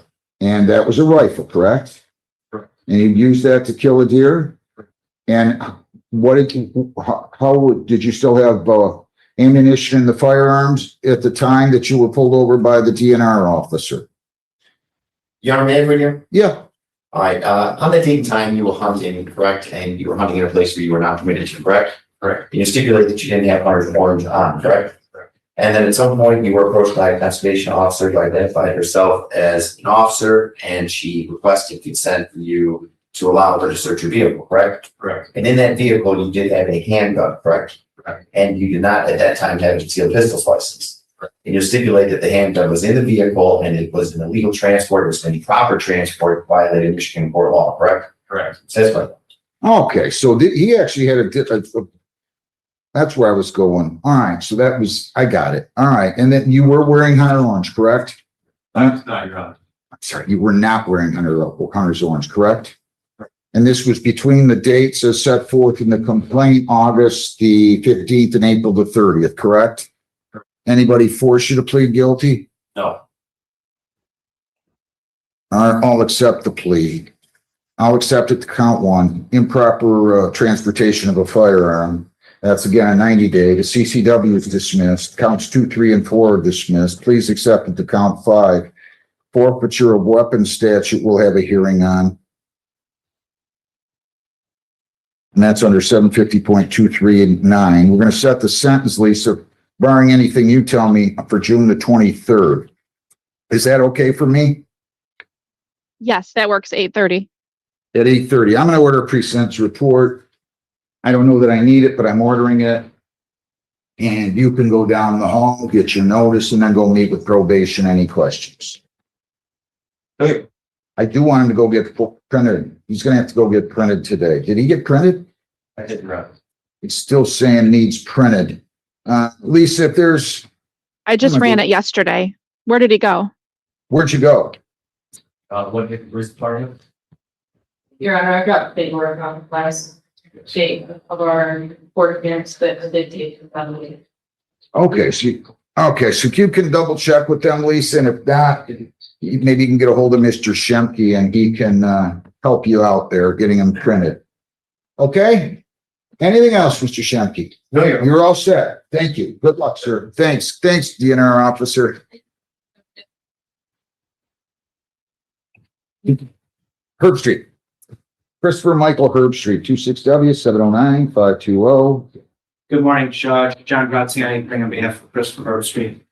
How you doing, sir? Your name? He's going to plead under 7694A, and these are all recommended. Parenting class, anger management, 12 months probation or release, no contact, civil standby. True? That's correct. If you plead to domestic violence under 7694A, this is punishable by up to 500 fines, 93 days jail, costs, or all those. And do you understand that to be? Yes, sir. And you understand that everything I just read off here is just a recommendation? Yes, sir. And you understand that they're recommending parenting classes, anger management, 12 months probation, no early release, no contact with the victim, and that this would be taken under 7694A, meaning the plea would be essentially reserved. I'll take your plea, I'll sentence you, you'll come back in a specified period of 12 months or so, whenever I set, and the case will be dismissed then. Do you understand that? Yes, sir. Okay. Did you sign, read, and understand an advice of rights form here today? Yes, sir. If you plead guilty, you'll be giving up all those rights, and there will not be a hearing or a trial. Do you understand that? Yes, sir. All right.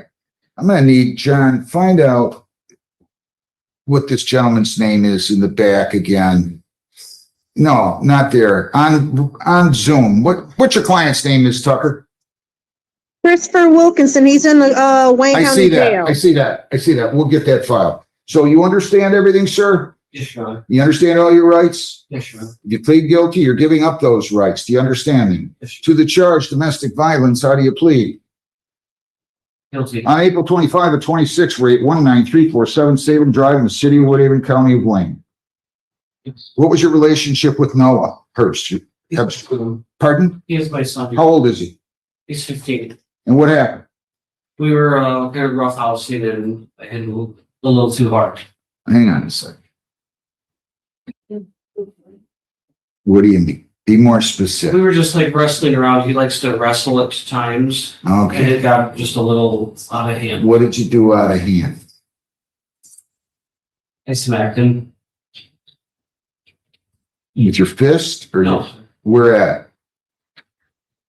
Talk to me. With your open hand, did you strike? In the face with your open hand. Yes. Had you ever done that when wrestling before? You thought you just got a little over, you got carried away and you hit him on purpose though across the face with an open hand. Is that true or not? Yes, sir. And he resided with you at the time. Yes, sir. Are you on probation or parole? You're not in probation for a while. No. Anybody forced you to plead guilty? No, Your Honor. Any alcohol involved? Drugs? No? No, Your Honor. I'll take the plea under 7694A. I'll order a pre-sentence report and a sentencing. We're gonna give you a sentence date now. And I will set this, what do you want to do, Lisa? A couple weeks? June 2nd at 8:30. June 2nd at 8:30. So you're gonna go down the hall, get your notice, then you're gonna go across the hall to probation, where you will be interviewed. You'll come back, you'll have a chance to report and recommendation with your lawyer, okay? Yes, sir. Thank you, John. Thanks a lot, Mr. Graziani. People against Christopher Scott Wilkinson. Q6B7-10101. Good morning, Ms. Tucker. Your name? Good morning, Your Honor. Tamika Tucker, PA 5402 on behalf of Christopher Wilkinson. Ms. Wilmoth, good morning. Good morning, Judge McNally. Nice to see you. Erin Wilmoth, P82085. I'm appearing on behalf of the people. Okay, you too. Sir, your name? Christopher Scott Wilkinson. You got to keep your voice up a little bit. Christopher Scott Wilkinson, is that what you said? Yes, Your Honor. All right. So that's where we are. We got a preliminary exam scheduled for May the 26th at 11 in person next week. So we're going then, correct? No, Your Honor, I've had a chance to speak to Mr. Wilkinson, and he would like to waive his right to a preliminary examination. Is that right, sir? Yes, Your Honor.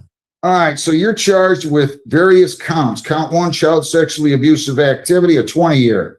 Using a computer to commit a crime of 20, that's a 20-year as well. Accosting a child for immoral purposes, 4-year. And then then I got another using a computer to commit a crime, a 7-year. And then distributing sexually explicit materials, 2-year. And then I've got another using a computer to commit a crime with a maximum of 2 years being a 4-year. If you waive your right to an exam on those charges, you will automatically be bound over for further proceedings to the Wayne County Circuit Court. Do you understand that? Yes, Your Honor. And you understand you're waiving your right to a hearing of any kind? Here, on the exam, you're waiving your right to a preliminary exam. That means you're waiving the requirement that they prove that these crimes were committed and that you were the one who probably committed these crimes. Do you understand that? Yes, Your Honor. Anybody forced you to give up your right to an exam? No, Your Honor. I'm going to go ahead and accept the waiver. I find the waiver has been made voluntarily and understandingly. You're bound over for further proceedings. I'm going to give you May the 26th. May the 26th, that will be at 9 o'clock in the morning in the Wayne County Circuit Court. May the 26th at 9 o'clock in the morning on the charges contained in the complaint warrant. Bond is 100,000, 10%. Anything anybody wants to say on that? Ms. Wilmoth, this is what conditions that were set by Judge Hessen, it appears. No contact with the victim or prosecution witnesses, no alcohol, marijuana, or illegal drugs, no firearms or dangerous weapons, required to return to Brownstown to be fingerprinted and DNA, and no contact with any child under the age of 18, and no social media presence, no video/computer use. Anything else that you wanted me to add to that? No, that covers everything, Your Honor. Ms. Tucker, anything else from you? No, Your Honor. He was out on tether from my understanding, but because he was getting threats, he ended up back in the Wayne County Jail. Okay, I don't know anything about that, I don't believe. I don't know anything about that. Do you know anything about that, Lisa? Oh, wait a minute. A note that the bail bondsman revoked his bond.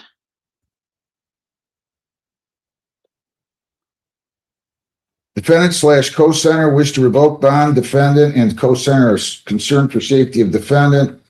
He turned himself in on May the 11th for a booking, and he will be transferred to the Wayne County Sheriff's Office. I have the original signed copy of the bond revocation form, and will have it placed in the court mail for tomorrow, and that was signed by Sergeant Smith. And he made a note, wish to revoke bond. So I'll go ahead and continue the bond. It's going to be 100,000, 10%. So that means that the surety revoked their connection to this, and he's going to have to post 100,000, 10% if that's what he wants to do, subject to those conditions. Anything else, Ms. Willman? Nothing on behalf of the people. Thank you. Ms. Tucker? Nothing on behalf of the defense, Your Honor. Have a great day, guys. Thank you. Good luck, Thank you, sir. you too. Thanks. Thank you. Have a good day. Thanks. What are we doing with those? Who's got those? Graziani, he's trying to get them done because the interpreter's got to be in South Tepe. So I don't know. What were those again? He told me what the offer was, and I let him finish. So the prosecutor must have. Yeah. So we could be on the record. Yeah.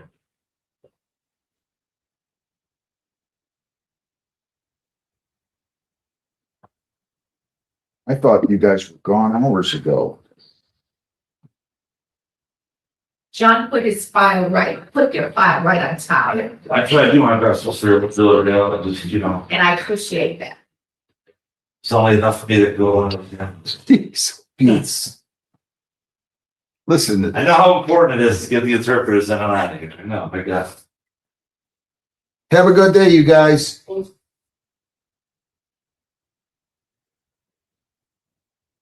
Well. All right. Your Honor, can we see if the Monroe County Jail is still on Zoom Yeah. for Mr. Wright? Probation just found they found his files was sitting on Pam's desk for Mr. Wright. He had 2 files today. She's not here today, so Beth just gave it to me, so I just gave it to the prosecutor. So I don't know if Lisa can get Monroe County back in. Can you try to get? They're still here. You haven't called that case yet. Where's the files at? Prosecutor.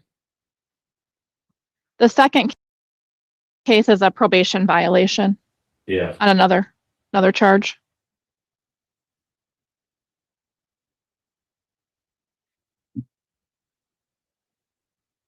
Can we start,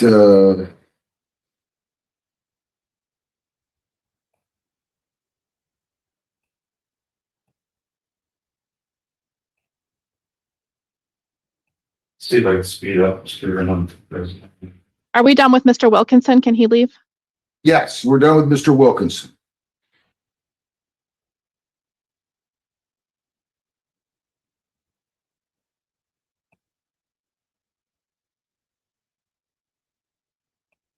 Who's that?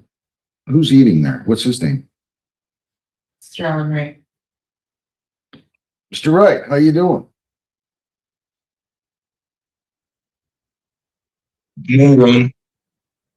Is Mr. Graziani your lawyer, right? No? Miss Davis. Miss Tucker Davis. Oh, are you guys gonna talk or what? No, we're all set, right? Your Honor, we're going to waive and be bound over. I see. He has a second case, Judge, that he's on probation for, that there's a show cause. And who's handling that? I don't think he hasn't been seen on that. It was just added today. They're gonna Today's docket. There's some here pretty quick, and then they're gonna be right as well.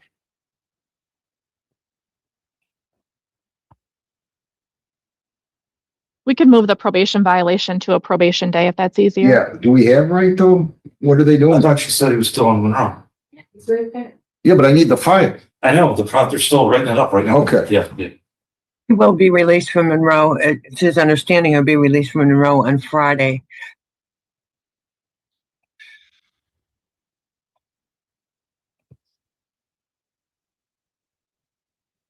Are these the last two?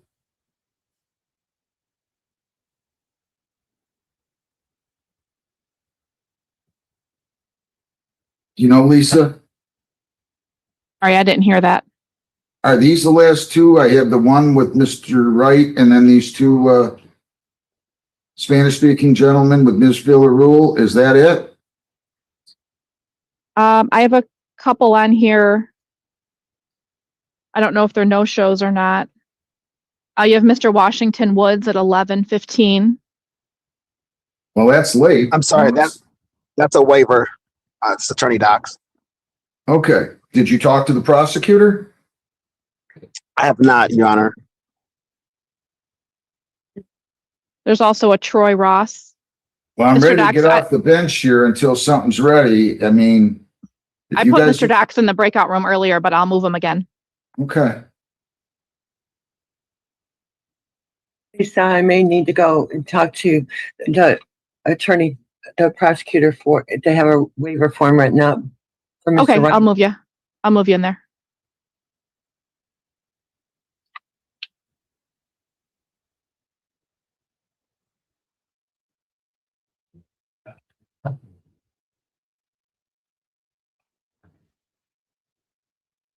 Judge, if you don't mind, I'll hand this to you. No problem. You've been working crazy here. I get it. Everything's good. Everything's good. Thank you so much. I'll take those. Okay. Manuel Medina Macha, 260-240-450. Jose Xavier Medina Machin, 260-240-451. Good morning, Judge. John Graziani, appearing on behalf of the Machins, and I don't know if you want to do them separately or together, Judge. We're gonna do them together. Okay. Ms. Villarreal, your name again? Yes, Your Honor, Evelyn Villarreal, certified court interpreter. I've already sworn you in, so I don't think it's necessary. Can you tell me your name, sir, on the left? Si usted, señor, está aquí a la izquierda, dígale el nombre suyo. Manuel Medina Machin. Manuel Medina Machin. And your name, sir? Y el nombre suyo, señor. Jose Javier Medina Machin. Jose Javier Medina Machin. Okay. All right, so each of you, as I understand it, are going to plead responsible to a civil infraction charge under MCL 324.48738. May I have that number again, Your Honor? Sure, I'm sorry. 324.48738. Y se van a declarar responsable bajo el estatuto del Estado MCL 34.48738. Do you understand that, Mr. Manuel Machin? Sí, señor Manuel Martín, ¿comprende usted eso? Yes. Jose Medina Machin? Y usted Medina Machin, ¿comprende usted eso? Yes. Remind me, that's just a generalized violation of a DNR ordinance, isn't it? That's correct, Judge. And then I will dismiss the misdemeanor. Y por eso voy a desestimar el delito. Do each of you understand that? First, you, Mr. Manuel Machin. Sí, que primero le hablo a Manuel Machin. ¿Ha comprendido usted lo que es?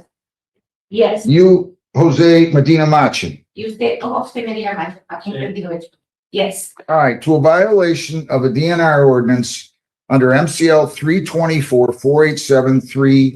324-48738. How do you plead, Mr. Manuel Machin? Así, señor Manuel Machin. Así, el incumplimiento. Responsible or not responsible to that? Responsable o responsable.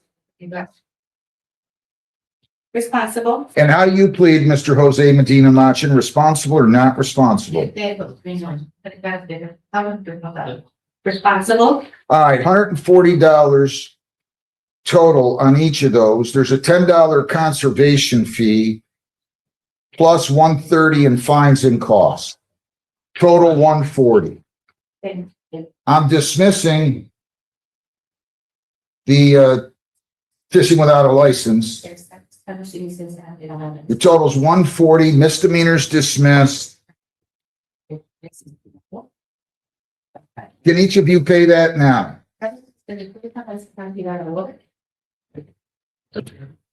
With a card, Pardon? with a card, with a credit card. Oh, okay, no problem. You're all set. Thank you, Judge. Best of luck. Thanks a lot. Gracias. Thank you. Good luck, gentlemen. Mr. Dax, did you join the breakout room? Yes, I spoke with the prosecutor. She agrees with the Thank you waiver. so much. Sorry to keep you waiting so long. Lisa, I've got this Wilkinson. Couple of the papers fell out of the file here. Don't let me forget and I'll bring it down. People against, Crystal, Angelette, Troy, Ross, 26F 709-053.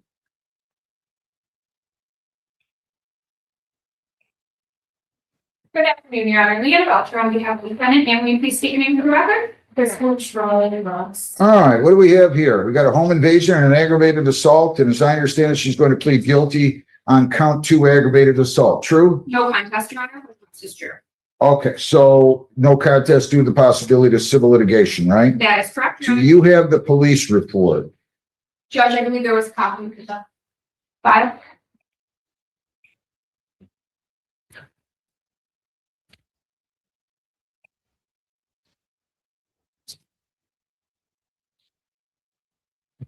All right, ma'am, do you understand that a no contest plea has the same effect as a guilty plea? Yes. And counsel, do you stipulate I can use here a copy of the police report to establish the factual basis, which I would have marked as People's 1? Yes, Your Honor. And ma'am, do you understand aggravated assault is a 1-year misdemeanor? And if you plead to that charge, I'm going to dismiss the home invasion charge in the first degree, which is a 20-year. Do you understand that? Yes. And you agree to this? Yes. And you understand if you plead no contest, you're giving up all the rights on this advice of rights form. And again, it has the same effect as a guilty plea. Do you understand that? Yes. All right. To the charge of aggravated assault, how do you wish to plead? No contest. All right. I'm going to review the report.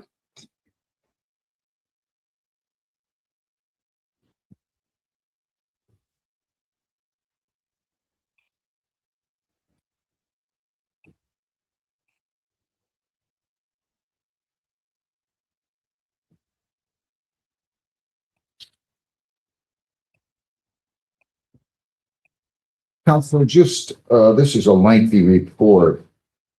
Can you tell me what the police report indicates in terms of injuries? Your Honor, there were a number of different injuries. They were photographed. I believe there was an injury to an ear, as well as facial injuries.